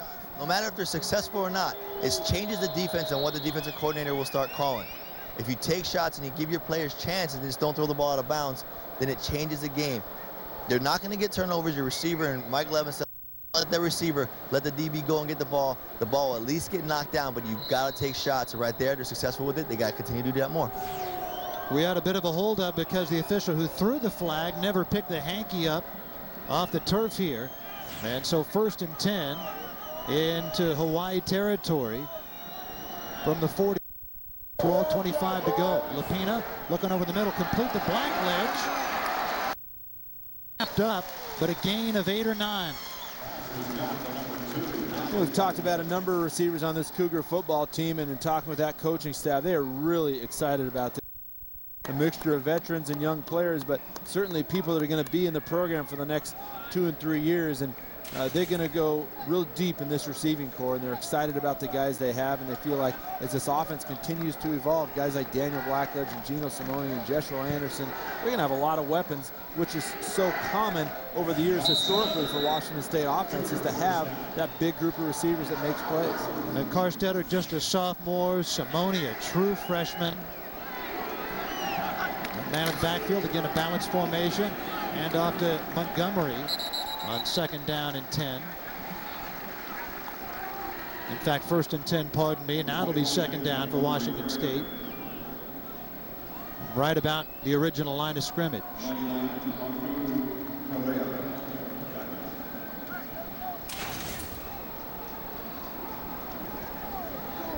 So Washington State establishing the in the second half, opening up for a couple of completions to Daniel Blackledge, who again is at the top of your screen.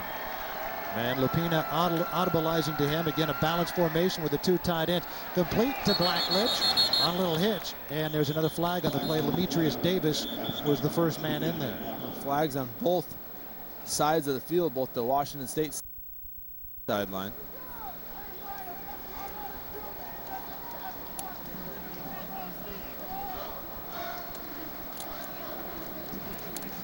Trying to straighten this out. I'm not sure what the penalties were. Hey, Jason, let's see what Michael Batlin has to say. Offside on the defense. 5-yard penalty. Remains 2nd down. It will be again offsides against Hawaii.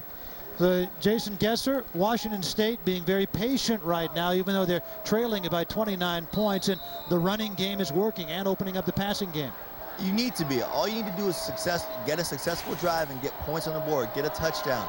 Then it's a game. Then you can start playing your defense and playing your offense the way you want to do it. Dwight Tardy back in the backfield. He runs it right dead up the middle for a short gain. Well, the Washington State coaching staff really trying to get their guys up to the line of scrimmage, run the play with a sense of urgency. You see the offensive line coach saying, get on the ball, let's go. We don't want to give Hawaii a chance to adjust and get their defenses shifting and disguising coverages. Big play here, 3rd and a long 2 for Kevin Lapina and Washington State. And he again is checking down and hands it off to LeGuan Mitz, his first carry of the year, ahead very close to a 1st down. Hey, Jason Gesser, we talk about an offense, but what does that do for the rhythm of an offense when they're constantly saying, hey, get to the line of scrimmage, let's get this play run and keep things going? That is so huge, so huge. It's like a rhythm of being a quarterback. When you step back, you hit 1, 2, 3. When you get a rhythm on offense, you start to do things that you know you can do, and it puts defenses on their heels. As soon as you put a defense on their heels, now you can exploit them and you can use that offense. So getting hurried up, rush on the line, getting things set, not only does it allow you to see what they're doing and they have a chance to audible and now change your plays, but it gets you in that rhythm that is, you can't describe how positive it is when you get in that rhythm on the offense. There also is a fine line, though, I think, between getting to the line with a good pace and rushing yourself, and they've got to make sure that they watch that as they press the issue. We have an injury delay with Zach Williams on the field for Washington State. 35-6 Warriors. And now we're back in the living room.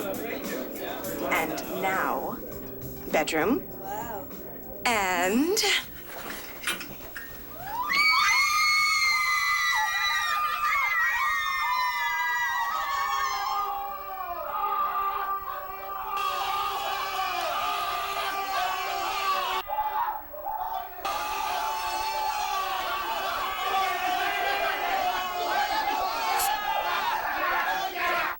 I can teach somebody to be a good dancer, but I can't teach somebody to love the hula. I keep the dances that I learned as pure as I can because that's our link to the past. And if I don't teach those to my students, then those hula will not survive. That's what tradition is. Serving Hawaii for 80 years, only one airline is Hawaiian.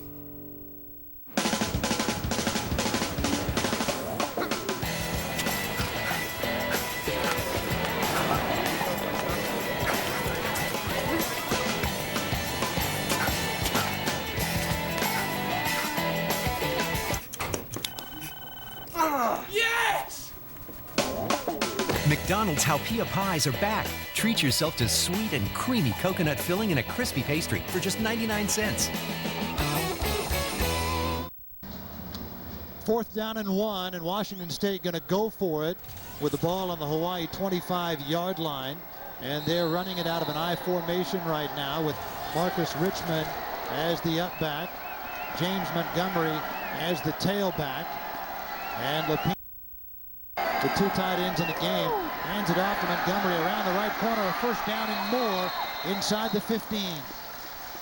First time we've seen him with a pro set like that, and it works as he's able to turn the corner. Oh, and a great job by Stephen Ayers at that right tackle spot. You see him pulling and just blowing out that guard, or excuse me, that defender. That's B.J. Garrett pulling from that guard spot. Ayers down block. B.J. Garrett pulls out and just blows out that perimeter defender and route to. Now Thompson line back at the H-back and into the corner and incomplete.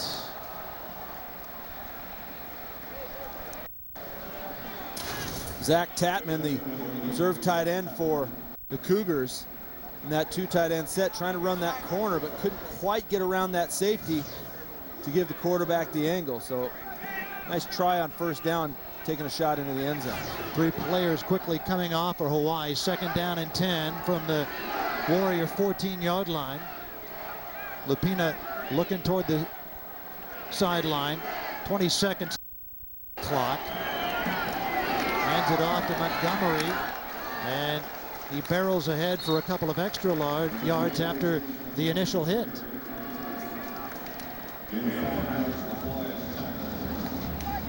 James Montgomery kind of got bent in half towards the end of that run there, feeling a little banged up.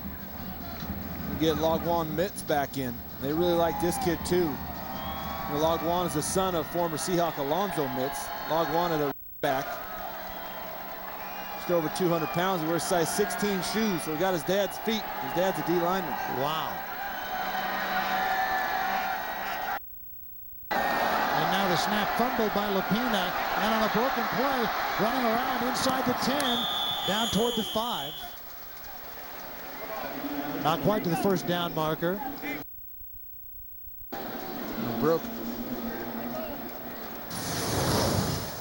See just the ground ball snap. uncharacteristic of Kenny Alford, but Kevin Lapini making something. Going for it on 4th down. 4th and 1. They do go for it. They have LeGuan Mitch in the backfield. And now they're going to take some time and talk about it. We'll take a timeout as well with 8:59 to go here in the 3rd quarter. Washington State moving the ball. A big 4th and 1 when we come back.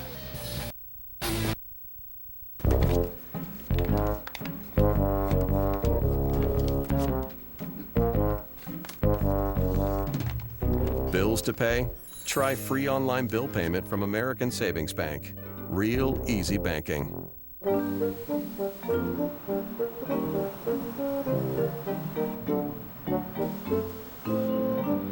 Need cash? You always know where to find ATMs from American Savings Bank. Real easy banking. In the mood for something more adventurous this evening? Think Australia.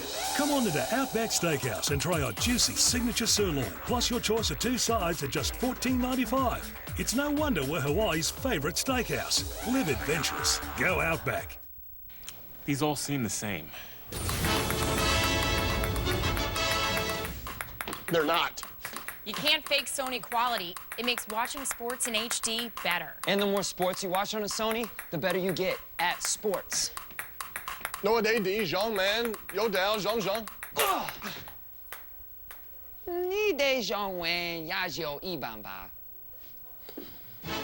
Sports look better on a Sony Bravia HD TV. It takes a champion to make a champion. 8 undisciplined fighters will be given a once-in-a-lifetime shot at glory. The champion. See what it takes to be a real MMA fighter. Sunday nights at 9:30 on K5, the home team. 4th and a long one from the 6. Jason Gesser, this is a big play for Wazoo, but could have been bigger. Could have been a lot bigger. If you count those 2 touchdowns that they got or would have had earlier instead of the field goals, they'd be going in right now to go 35-21 and making it a 2-score game, which is a ball game. But now it's just, they're trying to get it to 35-13. Could have been bigger. We'll see what happens. They had LeGuan Mitch as the setback, but he's out. And now Stormo in motion. Richmond, the blocking back. Hand off to James Montgomery. Turns around the corner, ahead, and to a 1st down. Boy, it's going to depend on where they put that spot. It looks like a good, favorable spot for the Cougars. And they'll move to change 1st and goal, but we'll have to see. Yeah, that's what they're going to do. 1st and goal for Wazoo. Always nervous when they turn the corner like that. If the official sees a foot go out of bounds before that ball reaches beyond the needed yardage, but Cougars were able to get it. Now up 1st and goal, and to Gesser's point, they got to punch this in for 6. Twice previously, they weren't able to do it. 3 tight ends in the game. Hand off to Montgomery.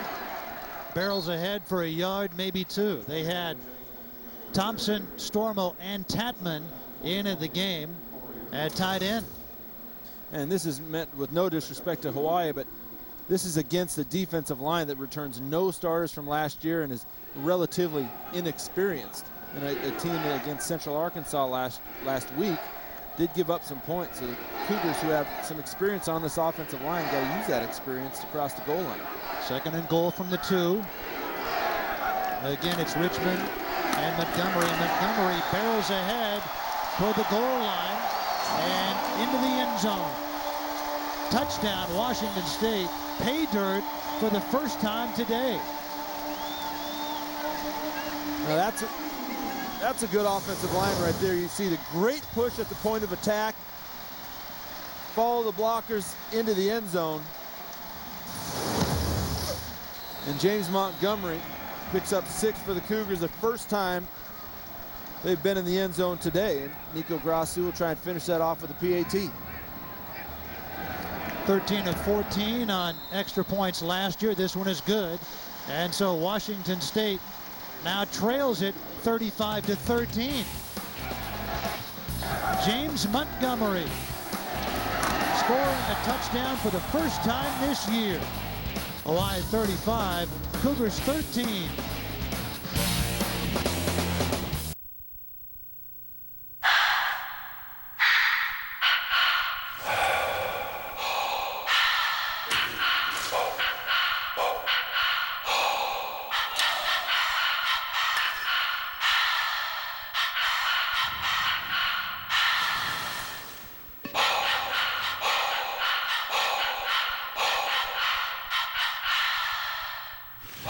Sharing the breath of life.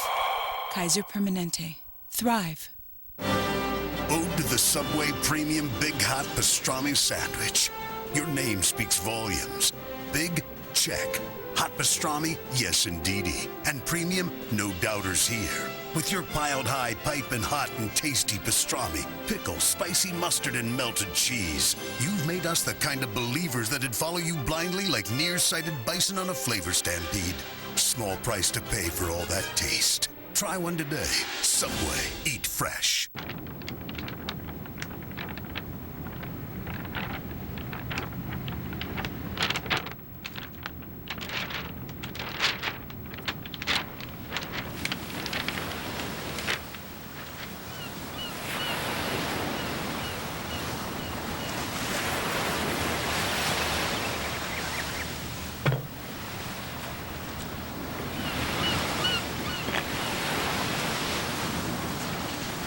Post your family vacation photo at KHNL.com, and you could win a 3-night stay at Aston, Kauai Beach, and Makaiva. Click on the contest link at KHNL.com today.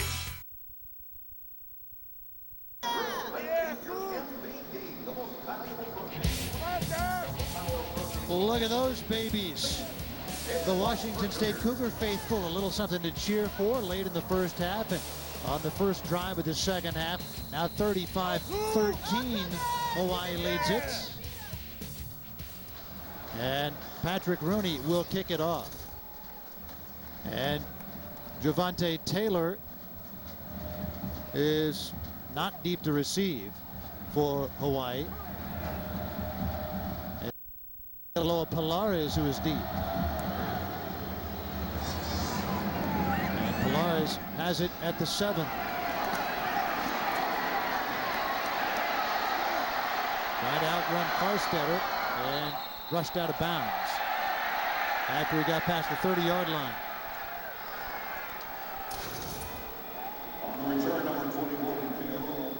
Well, Rich, that drive for Washington State, exactly what they wanted. And they took 7 minutes off the clock in that third quarter.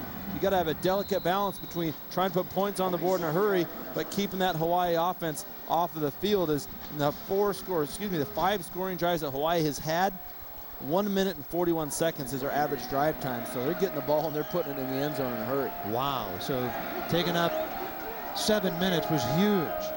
15 plays, 84 yards.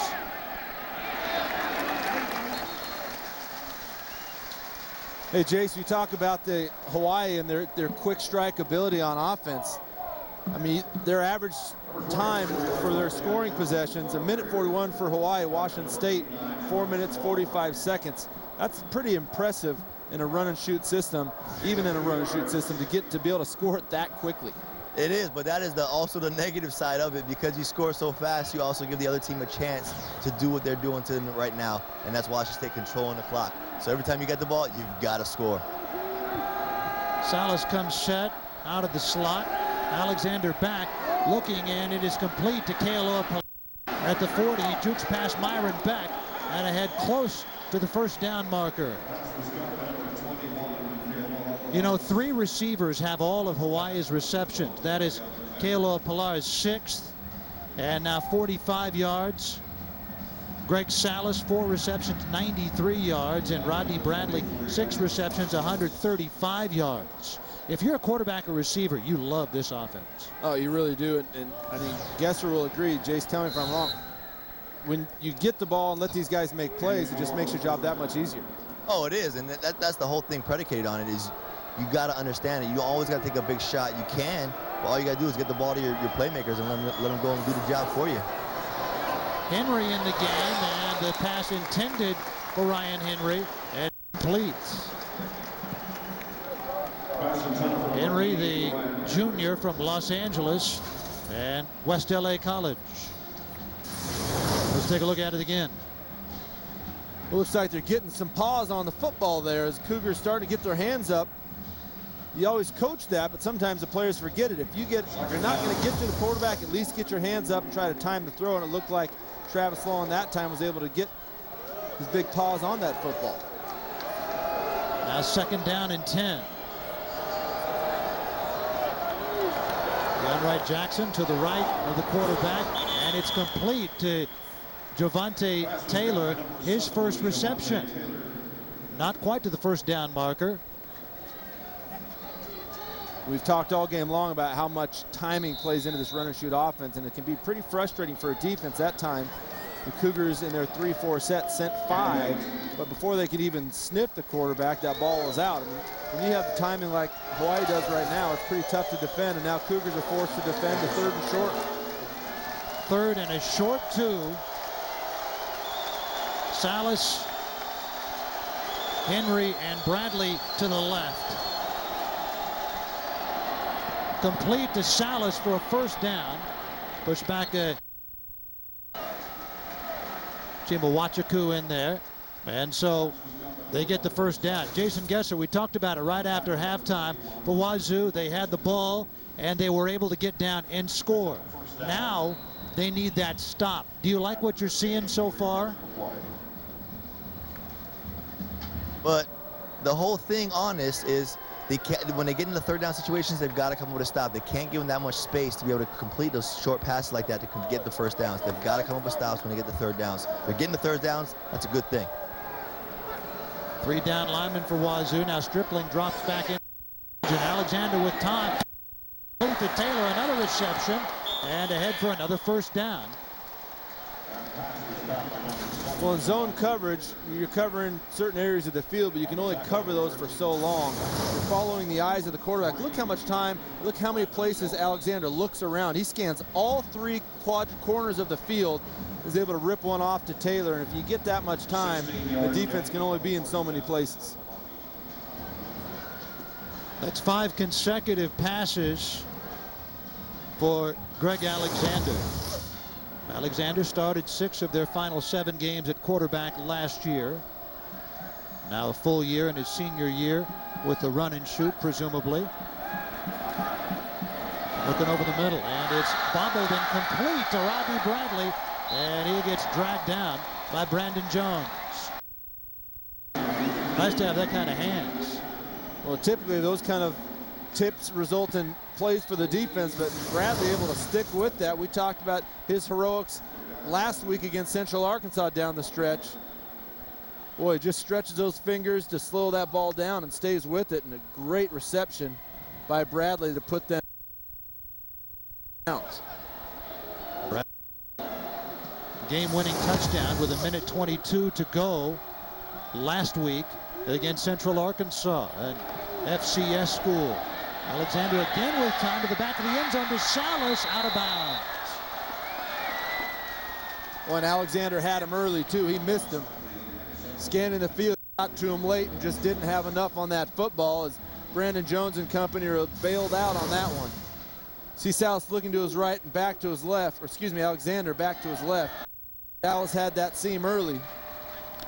That ran at the Warriors just ran out of field that time, bringing up 2nd and 10. 2nd and 10 from the Wazoo 12-yard line. Big defensive sequence here for Washington State. They have a little bit of momentum. Alexander back to throw again. And looking toward the right and thrown away on a flag on the play. Boy, that's a hold. That'll be huge for the Cougars. Holding. Number 77 on the offense. 10-yard penalty. So it'll be second down and 20 down for Hawaii from the Wazoo 22-yard line. Well, now you got a lot more field to defend, and they have a lot further to go to move the sticks. Is to get a first down, they're going to have to get it inside the 2-yard line. I think the Cougars can afford to play a little bit more aggressively now and see if they can make something happen. Again, Alexander prone to turnovers, as we've seen here in the first 2 games of the season. He went all the way to the sideline to get the play. They ran on their first play of this drive. The last 9 plays have been passes.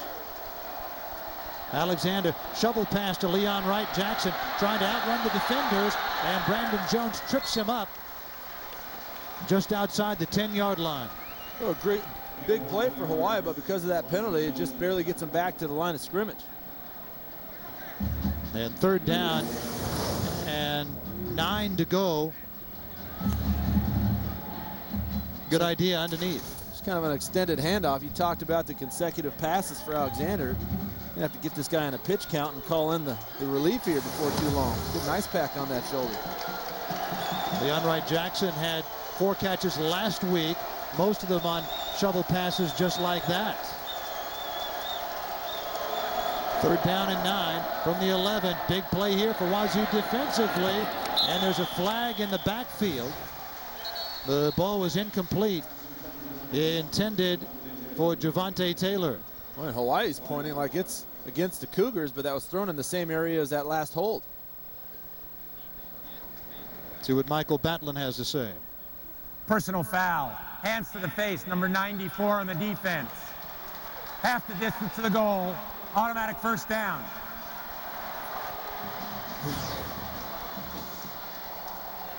Boy, Jason Gesser, right when you think the Cougars are turning the corner, going to get the ball back or at least force a field goal try, they get something like that. Now that is a huge penalty against Washington State. Toby Turpin checking back in at tackle for Wazoo. And now 1st and goal from the 5. Fresh set of downs for Hawaii. Inoki Funaki in the game, and the direct snap to him, and he fumbles the football on the turf. Washington State says they have it. Toby Turpin just into the game at tackle. And on the Wildcat, Inoki Funaki fumbled it.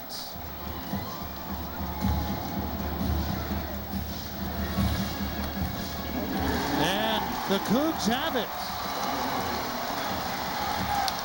That is 3 consecutive possessions. Why is fumbled?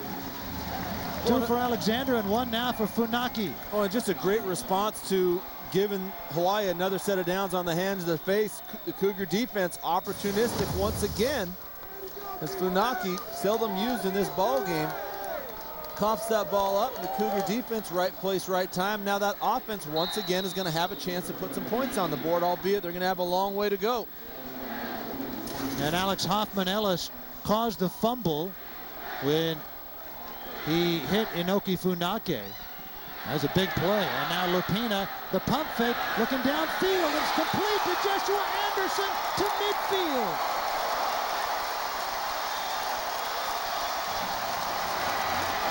How do you like them Cougs now, huh, Jason Stiles? Boy, Joshua Anderson's a guy with world-class speed, 2-time champ in track. They're trying to get him on a little pump and go. Credit John Medeiros for sticking with them on that.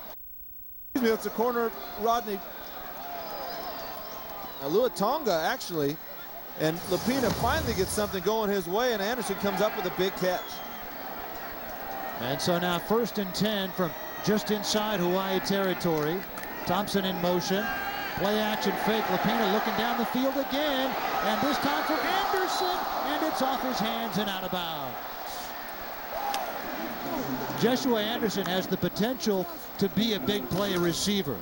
You know, in high school, you talked about his track prowess. He had set a national 300-meter hurdle record. And then the last 2 years, the NCAA 400-meter hurdles champion.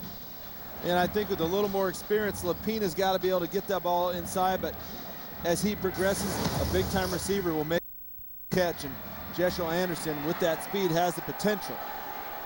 The potential is a big word. You've got to fulfill it. Tatman lined up at H-back after he thought he was going to be on the line of scrimmage, and Thompson put it back. Pitch out there to James Montgomery around the right corner. Brought down by Demetrius Davis. Gain of about 6. Hey, Gesser, we've seen a couple big plays in this second half. This is a much different Cougar football team, eh? It is. It's about time you see him taking shots downfield. And that last one, even though they didn't complete it, okay, you can see that it loosened up Hawaii's defense. It was very close. Take the shot, take the shot, take the shot. It will pay off. They've been a very patient team here in the second. College is on the far side. Anderson on the near side. And Lupina looking and gets dropped in the backfield. Brought down by Tuika Tufunga. Big sack for Hawaii. It'll be 4th down for Wazoo. As a quarterback, you kind of feel that pressure. You feel like you know, have an idea where they are. He had no clue that Tufaga was going to be able to come up and grab his ankles like that and bring him down. Lapina just got to have a little bit better sense, because that 3rd down was huge in terms of conversion. Doesn't even give the Cougars a chance now to go for it. Based upon where the ball was at the snap of it, you might be kind of in no man's land where it's 4-down territory, but with that sack, that takes him back to midfield, and there's no chance. Reed Forrest is going to have to kick it away. And Ryan Henry back to receive. And they let it go, and inside the 5-yard line. Great punt by Reed Forrest.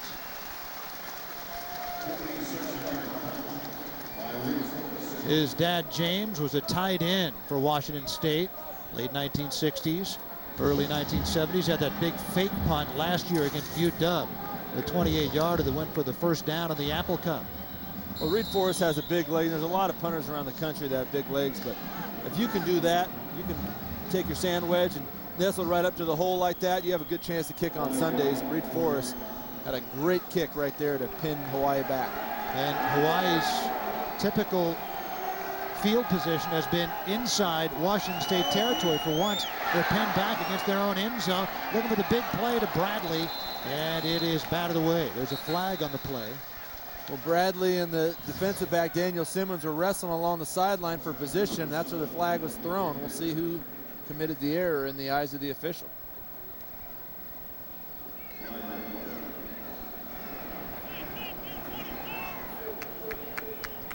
Here's Michael Batlin again. Holding by the defense, number 24, against an eligible receiver. 10-yard penalty, automatic 1st down. It is against Washington State. And so that will enhance the field position for Hawaii. They were pinned back up against the end zone. Well, and credit Chris Ball and that Cougar defense. They're coming after Hawaii, and when you come after them, you got to play press coverage. Kind of like holding. You can probably call some sort of contact every play out there when you're press coverage, but that time the Cougars unfortunately get caught. Alexander flanked by Alex Green. Looking for the right side, incomplete to Javante Taylor.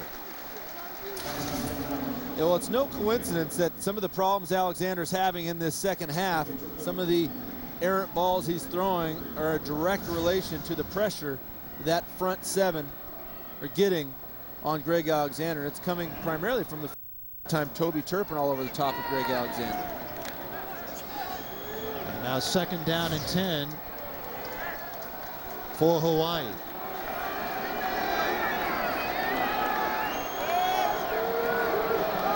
Two receivers right, two left. The Twins formation. Hand off to Alex Green, and he gets wrapped up from behind. The true freshman, Travis Long, wrapped him up. As you can see on that play, Lewis Bland did not make the tackle, but he did a great job at pulling guard Hawaii to pulling guard. He went down low on him, clogged the hole, and allowed his other players to come and make a play. That is a team player. That is Howie. And he's only a sophomore. He's young and he's understanding this game. Amazing play by Lewis Bland right there. Well, and a guy who they didn't even know who was going to play coming into this game. He had that PCL injury from the spring practice until yesterday. Bland was a 3rd team All-American, freshman All-American last year. Pass intended for Pilares and incomplete. So the Cougars, it'll be 4th down. The Cougars that previous offensive drive, which is unfortunate, but they were able to flip the field with the great punt by Reed Forrest, meaning field position now in their favor. So the 3 and out now, I guess 4 and out after the penalty, but they forced the punt from Hawaii. Is a great defensive job by this Cougar defense in the 3rd quarter, and they're going to get the ball back with should be about half a field to go unless Gino Simone is able to pop one loose. Donaki's punt, and a fair catch for Simone, and Washington State will have it just inside their own territory at the 47-yard line. 4 seconds left here in the 3rd quarter. Jason Gesser, Wazoo has some things to build from. They say there are no moral victories in football, but win or lose, like Washington last week, this has got to help them heading into the next game. Especially if they end up coming back and actually making this a game. You know, the main thing that they were talking about on the sideline was stay the course, it will happen. Right now, it looks like that happened. They got to get the end zone a couple more times. Lapina inside handoff fake and dumps it out to the right to Solomon, who gets pushed back. But forward progress had him a gain of about 3. That's the end of the third quarter. It'll be second down for Wazoo from midfield. 35-13 years, but 13 unanswered points.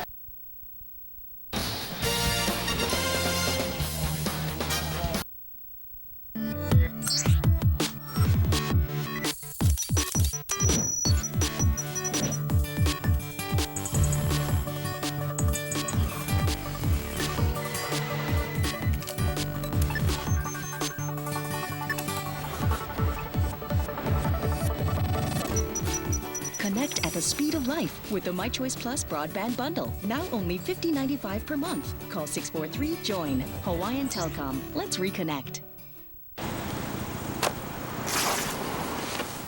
Do I win?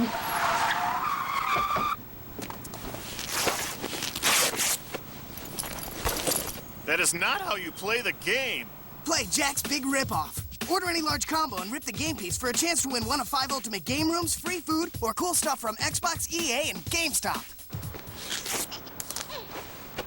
Oh, come on. HMSA's online care makes life easier for working parents. As much as I can, I pay all my bills online. I do some shopping online, and yeah, now I see a doctor online. People with busy schedules can use HMSA's online care at their own time. They don't have to squeeze it into their busy schedules. The more free time I have, the more time I have to spend with my family. And it's very convenient. I don't have to make a doctor's appointment, drive down to the doctor's office, find parking, and wait in the waiting room. The online care system is very convenient for us. Busy today. Want one?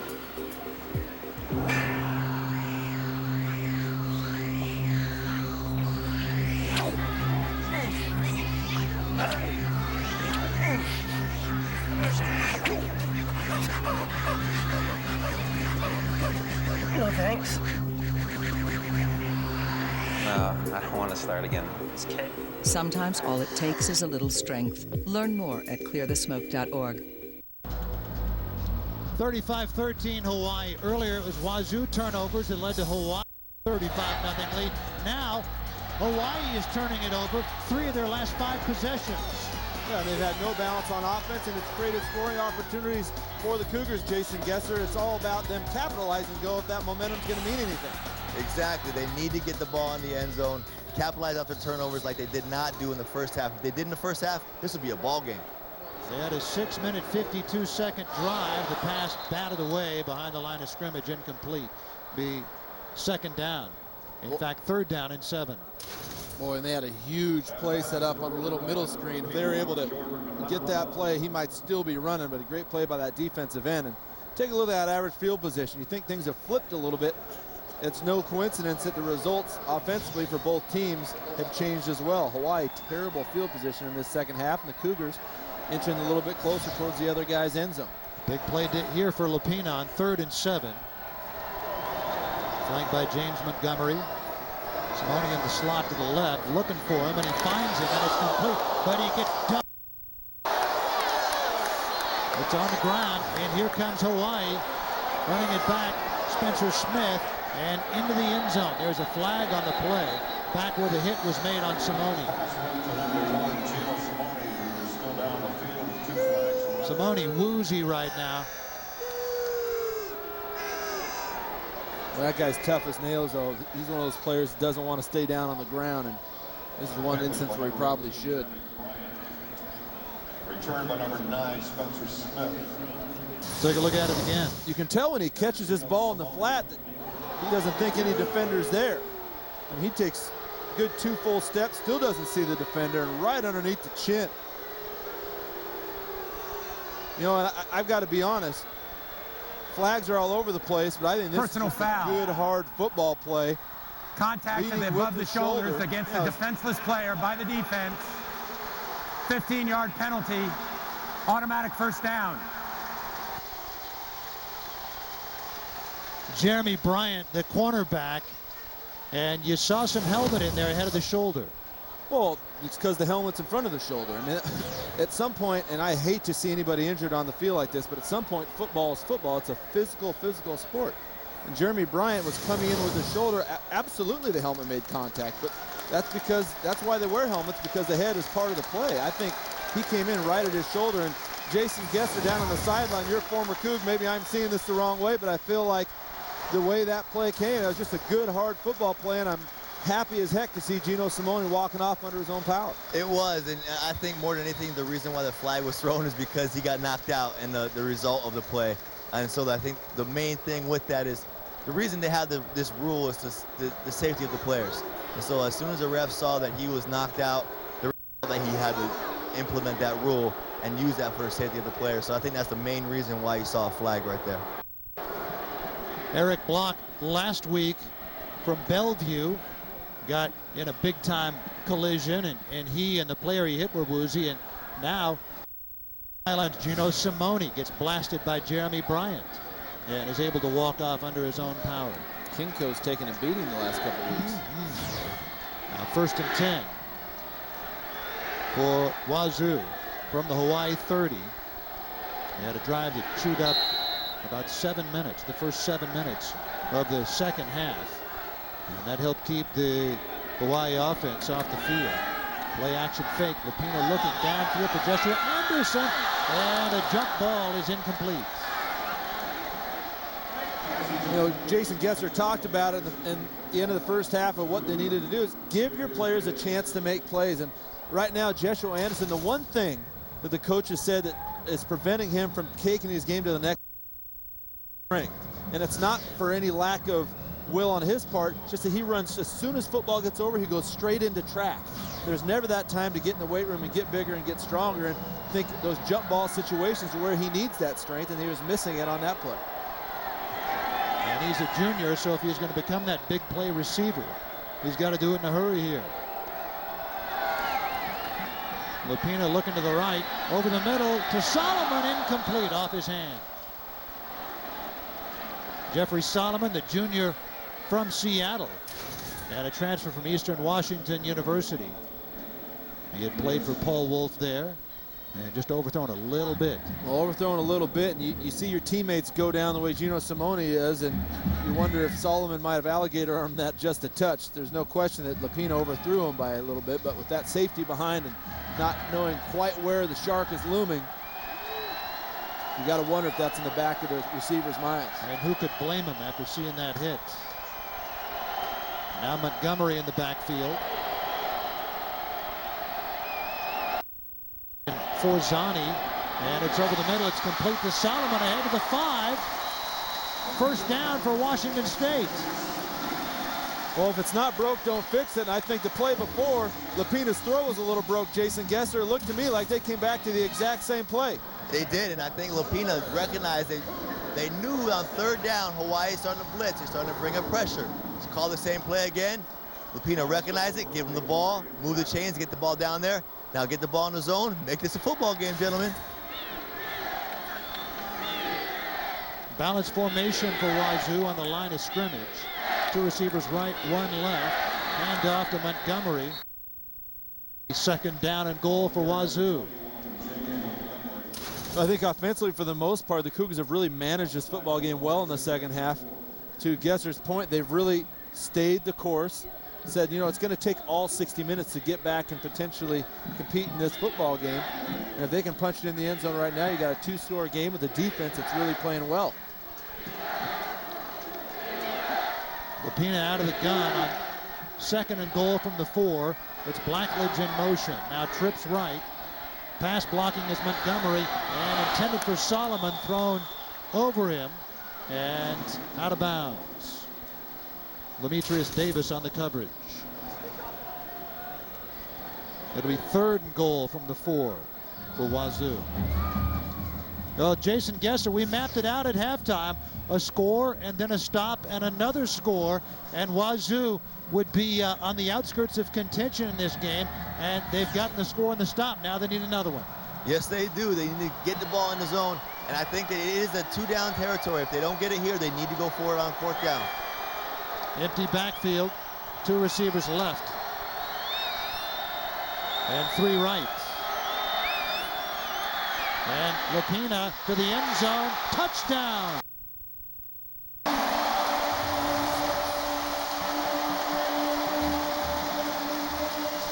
$19 unanswered points for Washington State. Well, Gesser, I know you're calling plays now. I think that's a gutsy call on 3rd and 5. You open it up and spread everybody out, and then you let your 235-pound quarterback muscle it in. It's a great, great call because he knew that if he didn't get in, they were going to go for it on 4th down. So that's a great call right there. Especially great since it worked. It's always great when it works. You're always a genius when it works and not when it doesn't. 30 yards. 4-yard run for Lapina. 35-20 Warriors. The new McDonald's Bacon and Cheese Angus 3rd Pounder. Before taking it on, one must study it first. Rushing in unprepared may prove overwhelming with all that juicy 100% Angus beef. There, you've found a point of entry. The bacon beckons like a springboard to paradise. One small bite for man, etc., etc. Angus axiom number 11. Bring on the bacon. The astonishing new Angus 3rd Pounders. All Angus, all McDonald's. No matter who you are or where you're headed, there's a Bank of Hawaii ATM along the way. Because Bank of Hawaii has Hawaii's largest network of ATMs in the places you like to go to the most. So whether you're headed to the office, running errands, or taking the kids to soccer, you can always count on a Bank of Hawaii ATM being there along the way. Bank of Hawaii. That's my bank. I've been a seafood manager at Foodland for a long time. I know what my customers like. I know what they're looking for. So the fish, the seafood, it's got to be more than fresh. It's got to be the very best, or I won't put it out there. It's not just a job. You got to take pride in what you do. At Foodland, we're experts when it comes to fish and seafood, but we're also experts at doing whatever it takes for our customers. Foodland, where it's always about fresh. Food, family, and friends.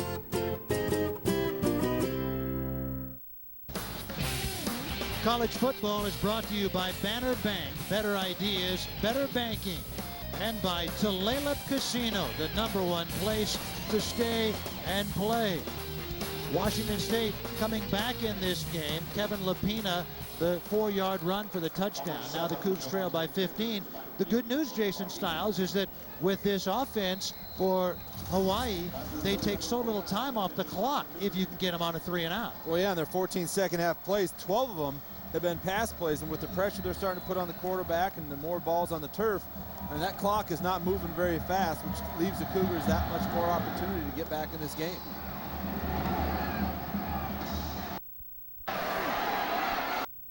Going back for Javante Taylor, and ahead just past the 30-yard line. Tripped up by Myron Beck. Our Northwest viewers can catch one more college football game later tonight. Eugene, as the Oregon Ducks battle the Purdue Boilermakers. 10 Big Ten match. Coverage gets underway at 7:15 on FSN and FSN HD. So them having a better day down there than what we have up here. Spectacular late summer day here. Now Wazoo's defense will look to go back to work again against Greg Alexander, and a run and shoot. And it's complete to Salas. One man to beat. He jukes past Wachaku from behind. Hoffman Ellis can't get him. Jones can't get him. And now he is brought down finally by Terrence Hayward. A big play for their big play receiver, Greg Salas. Well, they got right back to what was working for them. They got to find #1 if you're a Hawaii Warrior. And this is as easy as you please right now. Alexander just a quick 5 out of the shotgun set, and then Greg Salas takes it and runs with it, no pun intended. Runs through a number of Cougar defenders until they finally bring him down inside the 10, and so much for momentum. Hawaii had made their adjustments on the sideline, and they're right back knocking on the door. That is a big man, 6'2", 200, for running so fast. Right, Jackson in the backfield along with the quarterback Alexander.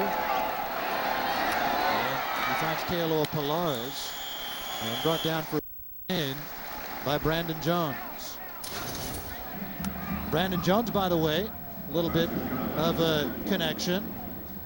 His father Lyndall played fullback at Hawaii. And then later on for the Eagles and the Falcons.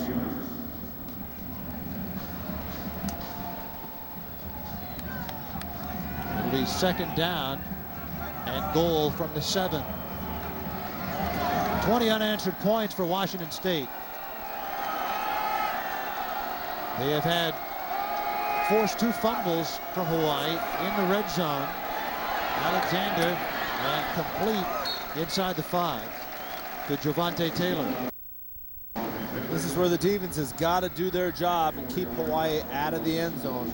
Both teams in the both sides of the ball struggled in the first half. Both sides have done their job up to this point in the second half. The defense, who so many times has had their back against the wall but come up with big turnovers, is going to be asked to do it once again here at 3rd and goal.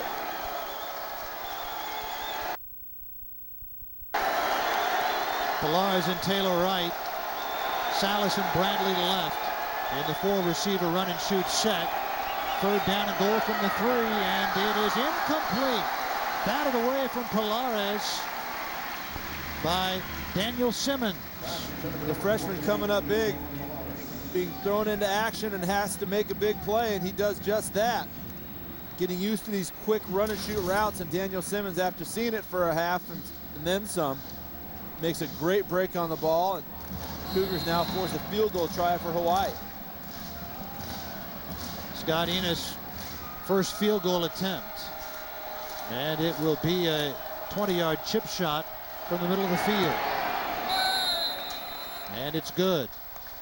So the Warriors, after the Cougars scored 20 unanswered, they scored, but they are held to a field goal. 38-20 Hawaii.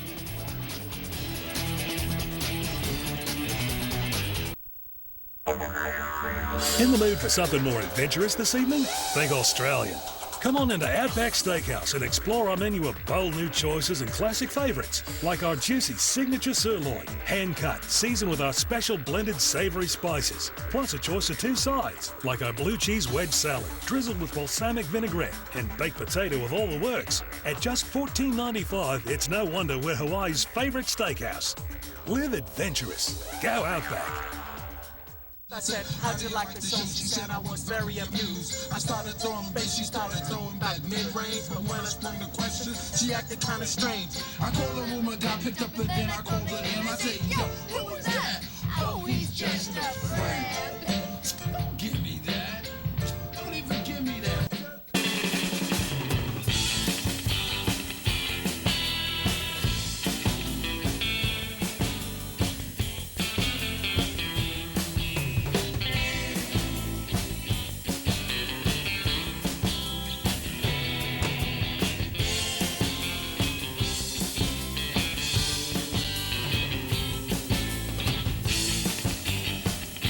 POP Fishing and Marine.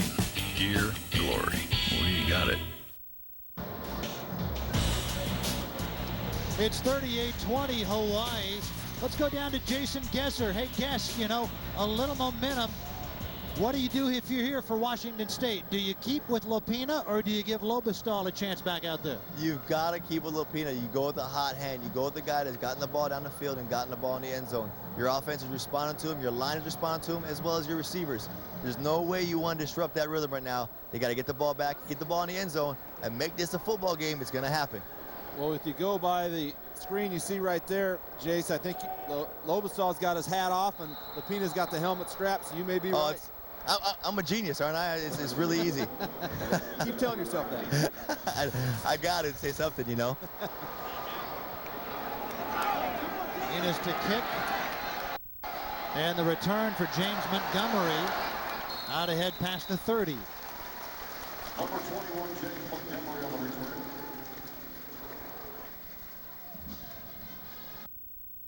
Our sideline reporter today, and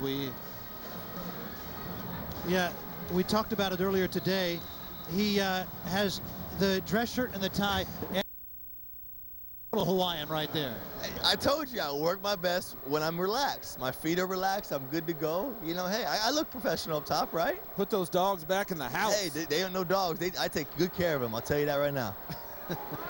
Yeah, you're setting a trend. We're going to see people all around the Northwest walking in their tie and their flip-flops the coming week. As they should. Anderson, a little hitch. And as Washington go to Joshua Anderson again and again because he's their big play guy and they need to get him the ball. Trying to up the tempo here at that no-huddle offense. 2nd down and 1 to Montgomery around the corner. He has the first down and a few more. A few carries. In fact, Tardy, pardon me. Well, this is where they're running that hurry-up offense. It can only be effective if you're hurrying up the defense, but you yourself are composed. And this is what the Cougars do, so they should be adept at. They trailed by as many as 35. Trailed by 18. Intended for Anderson and out of bounds. Well, if you look at Lapina on that throw, he's anticipating, which is a big part of being a quarterback, but he kind of short-armed it a little bit. When you short-arm a football, typically you release it too high and the ball sails on you, and that's exactly what happened to Lapina right there, as he was looking for Anderson to slip into that pocket on the sideline. It didn't quite happen when he was anticipating that it would, and that ball got airmailed. 2nd down and 10 for Wazoo. Lapina under center. Looking over the middle. He's got Thompson, and it's batted away and picked off by Mana Silva. Silva runs into his own player and falls down. Intended for Tony Thompson, but picked off by Silva.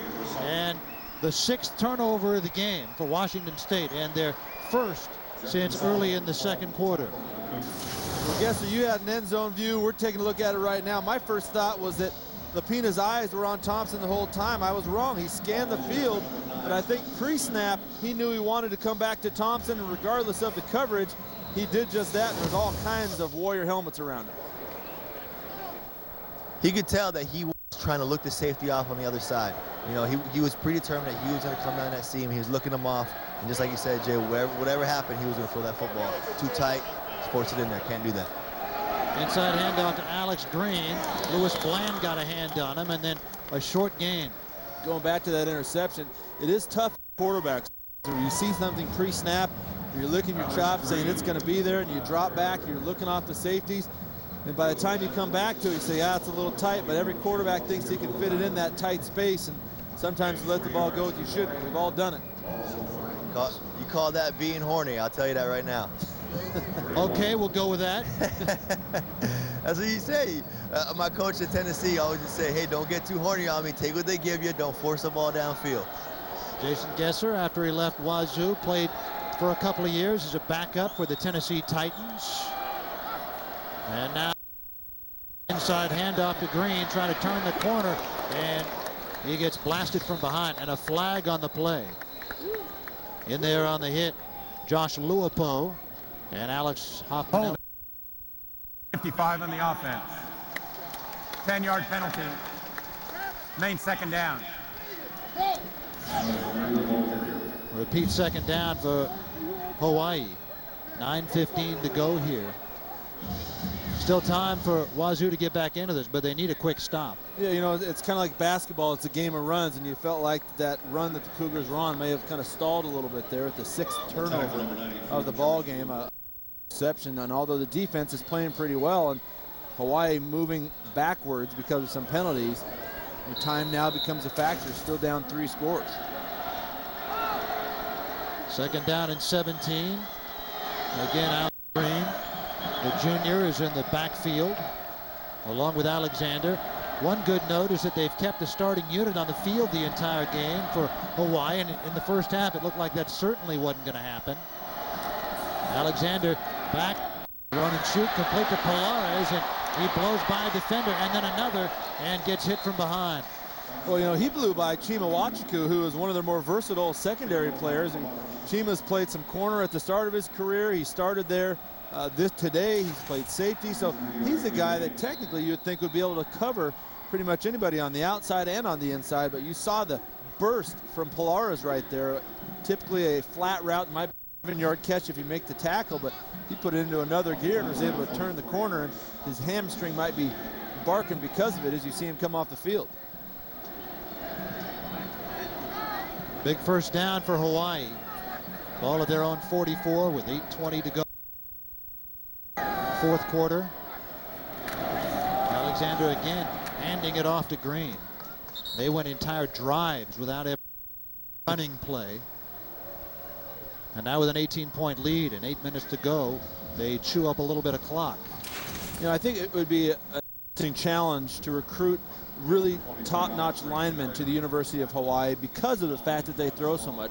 And linemen like to attack and get down and dirty defenders, whereas in a pass blocking situation, you're always receiving the blow. And so it's interesting that year after year, Hawaii puts the prospects out that they do, because a lot of top-notch linemen like to be maulers on the line of scrimmage, and Hawaii they just aren't based upon their throwing style. They have 5 seniors on the offensive line.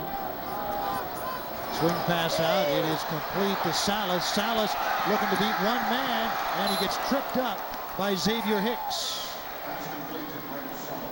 Well, we talked about the blocking of the receivers for Washington State earlier in this game. This play happens purely because of the blocking of his 2 wide receivers next to him. Take a look at this play, just a little bubble screen. And look at hat on hat right there, hat on hat on the outside right there, and it's up to Xavier. Touchdown saving shoestring tackle. Football's not that difficult of the game if everybody on the field does their job, and right now Hawaii executing on all cylinders. Now 1st and 10 from the Wazoo 16. It's a couple of times today. Salas has had a lot of yards after the reception. And Alex Green gets hit by Xavier Hicks. Ball on the ground. And Washington State has it. Xavier Hicks comes out with it. You never know what happens under those scrums. And you know, Jason Guest was right down near that end zone when that thing happened. Guest, you see that ball pop out? See it. As soon as he got hit, he got spun around, and the Cougs on defense, what are you taught? You're taught to swarm. They swarm on that, and when your second guy, your third hat in there, you're stripping for the football. As he spun around, the third guy came in. I couldn't say who it was, but the third guy came in, knocked that ball loose. Johnny on the spot, got the ball. Let's ready to roll. Cougs going the other way. Go 1st and 10 from their own 14. They don't mind the poor field position here after the fumble. It's ahead for a gain of about 9. Paul Wolf wants a little face mask call at the end of that play. Nice job blocking by Jeshua Anderson that time to bring Montgomery for some extra yardage, and here it's hurry up time for that Washington State offense. Try and get some points on the board. Backfield again. Solomon and Blackledge are left. Anderson to the right. 13 on the play clock for Lapina. Haven't seen Lobostal except for a couple of drives in the first half. And off to Montgomery, right between the tackles. Blows by one defender, ahead to the 40, 45, and finally gets surrounded, but not before he goes into Hawaii. Montgomery's proven himself to be a very versatile back here in the first games. And one of the things you like about him as a football fan or somebody who watches a lot of the sport is he's always falling forward. The guy's never going back. Montgomery, a transfer from Cal. He had redshirted in 06, sat out all the last year, and now LeGuan Mitz with a run, his second of the game. Hey, Gesser, I think that Hawaii anticipating pass, being that the Cougars are down 3 scores, are loosening up that defense and creating some nice running lanes. They are, not only because they're anticipating pass, because the Washington State's fine taking some shots, and they got to respect it now. So once they start, that's open up the inside for those runs. And it is again the sophomore LeGuan Mitz in the backfield. 17 in the play clock. Plenty of time for Lapina. He relays the play to the receivers and quickly gets wrapped up, and the ball's on the field, and a fumble is recovered by Hawaii, and it is Pai Pai Falamalu who comes up with it. Well, this is a design. You can tell that they wanted to pump it and throw it somewhere outside. Take a look at Lapina's eyes. You see there, but when his first option's not there, Jason Gesser, who wasn't able to come off onto his second and third option, so he got caught holding the football, and as a result, he gets hit. Bad things happen, and now Hawaii's got the ball going the other way. His 7th turnover was punished by Jace.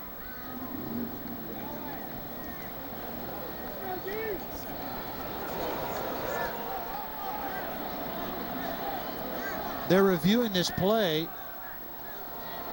It was just a little pump fake. And now, here we go again. So that is 7 turnovers, 5 fumbles for Washington State today. Well, it's just a result of holding on to the ball too long. I mean, clearly when you saw that, Jay, sorry we had some technical difficulty, but when we saw that, it just appeared that he never got off of his first read. He didn't, you know, and that's the one thing. When you go and you try and pump something there right away, you've got to get off. You have an internal clock in your head as a quarterback that, okay, I got to come here and I got to go somewhere else. And if you stay on there too long, stuff like that's going to happen. Either you got to get rid of the ball, throw it in the stands. One or the other. You can't hold on to it. Bryant Moniz is into the game, the quarterback, the run and shoot. And Alex Green back to about the line of scrimmage. Brian Moniz became the backup quarterback. Hawaii came in on Thursday. They practiced here Thursday. Original backup quarterback hit his hand on a helmet. So Brent Roush was out. Timer. Moniz became the Please backup, and the reset the third-string game clock. quarterback was flown in yesterday from the island. So yeah, Shane came in yesterday. 4:44 to go. We'll talk more on Shane Austin flying in when we get back in a moment. September is Hunger Action Month nationwide. Here in Hawaii, the need for food has never been higher. That's why AIG Hawaii has teamed up with the Hawaii Food Bank, Lanakila Meals on Wheels, and the River of Life mission to help drive out hunger in Hawaii. Your food and monetary donations are needed now, more than ever. To find out how you can help, go to AIGHawaii.com.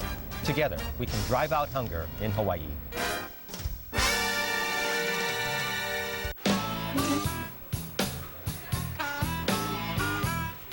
Whoa, welcome to Taco Bell. $1.99?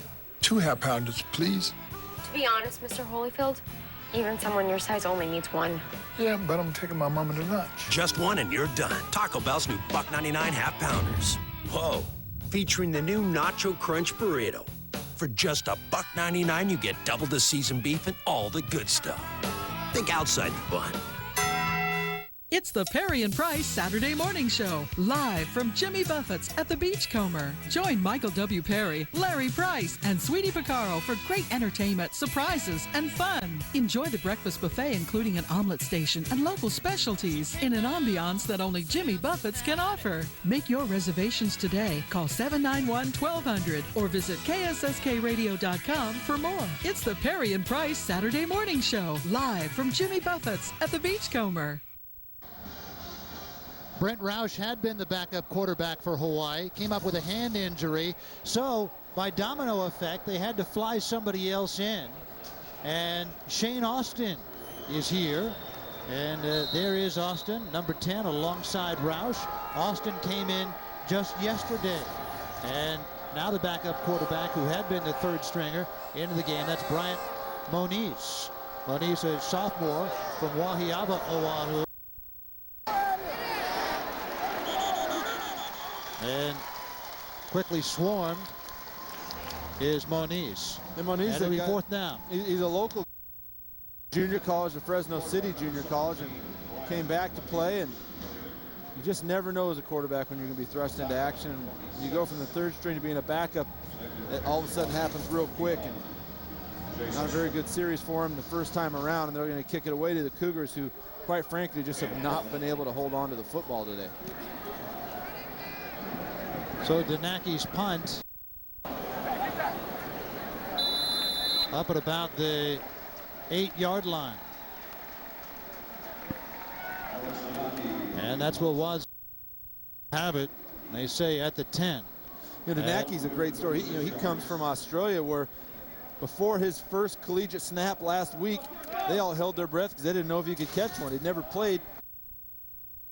He got a big leg on him, and you see he's a quick learner as he's able to drop one inside the 10 in just his second collegiate game. It's a long way from home. Back to work with Montgomery in the backfield.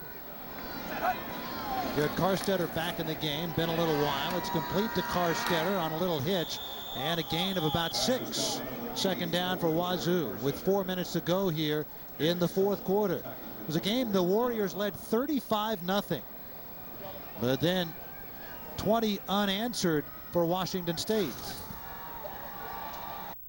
Now 38-20 Hawaii. Lapina looking downfield for Carstetter again, and overthrown a little bit with Davis and Silva on the coverage.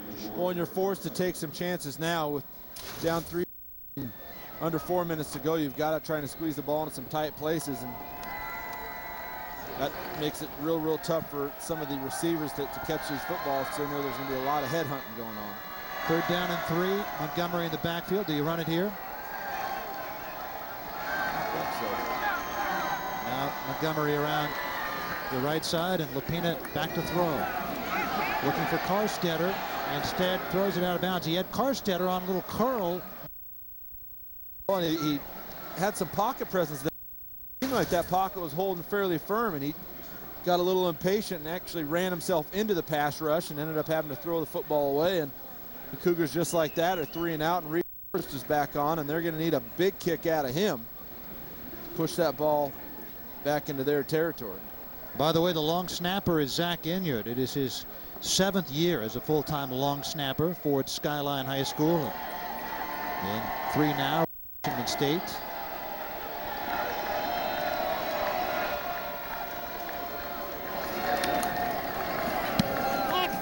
And a big-time punt for Reed Forrest. Backing Henry up to his own 20. What a huge punt. Henry gets tripped up and dropped. There's a flag on the play. That was a heck of a job by Johnny Forzani, though, running down that kick return. Punt team, people are going to be looking to earhole you, and you just got to trust that you're going to beat them to the spot. Here's Michael Batlin. During the return, illegal block in the back, number 11 on the receiving team, half the distance to the goal. First Illegal down. block in the back. 62-yard punt for Reed Forrest. He had an 81-yard punt in high school. College football is brought to you by the Emerald Queen Hotel and Casino, the entertainment capital of the Northwest, and by Anthony's Restaurants, serving the freshest Northwest seafood with great waterfront views. Sounds good for a postgamer, huh? Well, the game is feeling lucky up here today. It is 38-20. And Hawaii will start with it on their own 9-yard line. And again, Brian Moniz, he simply hands it off. And it'll be second down for Hawaii. They're just looking to chew up some clock right now. Hey, Jason Gesser, you look at the way that Washington State came out and played against this run and shoot this week. They spotted them 35 points, but they've certainly given themselves opportunity in the second half today. How do you think that carries over next week?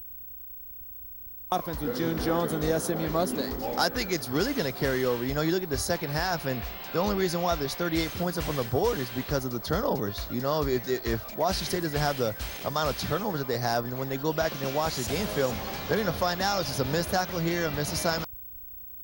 Big of a deal, and they can't execute, hold on to the ball, and come out on top. You know, the other thing is, you look at the other missed opportunities by the offense, you flip those around to 7 points. This is a ball game. So this is not a complete loss for Washington State. They're looking into this. They're going to watch the game film, and I guarantee you they'll come out of that game film when they watch that very, very confident that they can beat SMU, especially at home. I guess the one thing that's a concern for me is that, as an observer, is that typically you make your biggest jump from week 1 to week 2 as a football team and getting better. And I almost think they've taken a step back, especially in that first half. you can say they might have taken a step back, especially in that first half, and that's just turnovers playing a game of football. Anytime you have that many times you put the ball on the turf, that's not a good thing. So I don't know if in the whole overall game scheme of things that it was a complete disarray, but they'll watch. That's the one good thing about this coaching staff. They'll find, they always do, and they always stay positive and keep these guys going. Like Travis DeCamp said when he was walking out, he said, "Hey coach, what are you gonna do?" He goes, "We're gonna stay the course. We're gonna get some turnovers. We're gonna make this a ball game." And that's what they've been doing. Stay in the course, get some turnovers, make it a ball game. And I know, like you're saying, the biggest jump from week 1 to week 2, but they're getting better and better as the week goes along. The offense will get more familiar with itself, get the timing down, and hopefully get some confidence on the defensive side of the ball. And hopefully we'll start seeing that next week's game. Brian Moniz, a completion to Medeiros, now hands it off to Rago, who moves ahead for a gain of about 8. That was a big moment for Moniz taking that completion. It was his first at the D1 level. Certainly was, and a long completion downfield. But now, Rich, I got to go back. Did you hear Gesser? I knew it was going to take a while, but he finally said "we." As a broadcaster, you're supposed to be. He finally said "we." Why you got to throw me under the bus? Why can't you just let it be? Let it be. At some point, the crimson blood is going to start to come out. I appreciate it, buddy. I understand. I just had to point something out. Thanks for that toss under the bus, Jay. I appreciate that. Again, Moniz with Jason Rago in the backfield with him. Moniz looking downfield, broken play, and he runs ahead, and he has enough for a first down. A lot of times as a quarterback, it's not how many big throws you make or big runs you make. It's how you manage the game, and that right there is down and distance. Recognition by Moniz, realizing, hey, I don't have to force the ball downfield. I need 2 yards. I can go get that thing, and we can reset the stick. So nice job by a quarterback with not a whole advantage in the football game. And with Roush out with the injured hand, it's a chance for Moniz to establish himself as Greg Alexander's backup.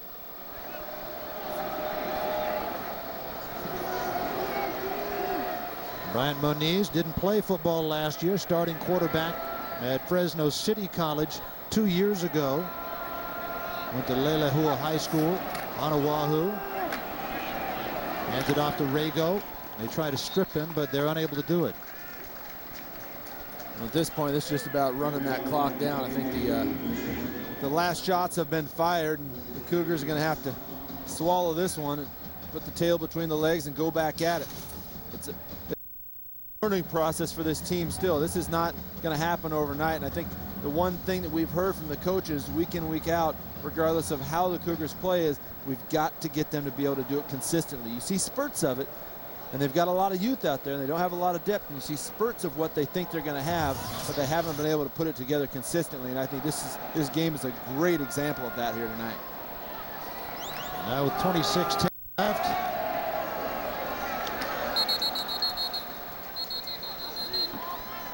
Handoff was to Chimude, and that's going to be it for Hawaii.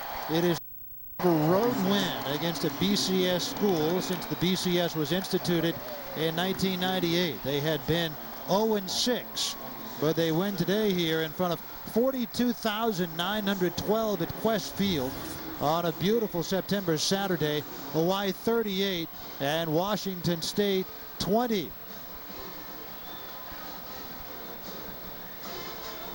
Jason Gesser, our sideline reporter. Jason Stiles, my broadcast partner, up here in the booth. Doug Herbison, our director. John Bradford, our producer. Thanks to everybody on the crew. Again, the final score here from Qwest Field in the Cougar Gridiron Classic. Hawaii, they come across the Pacific, and they win on the road over Washington State 38-20.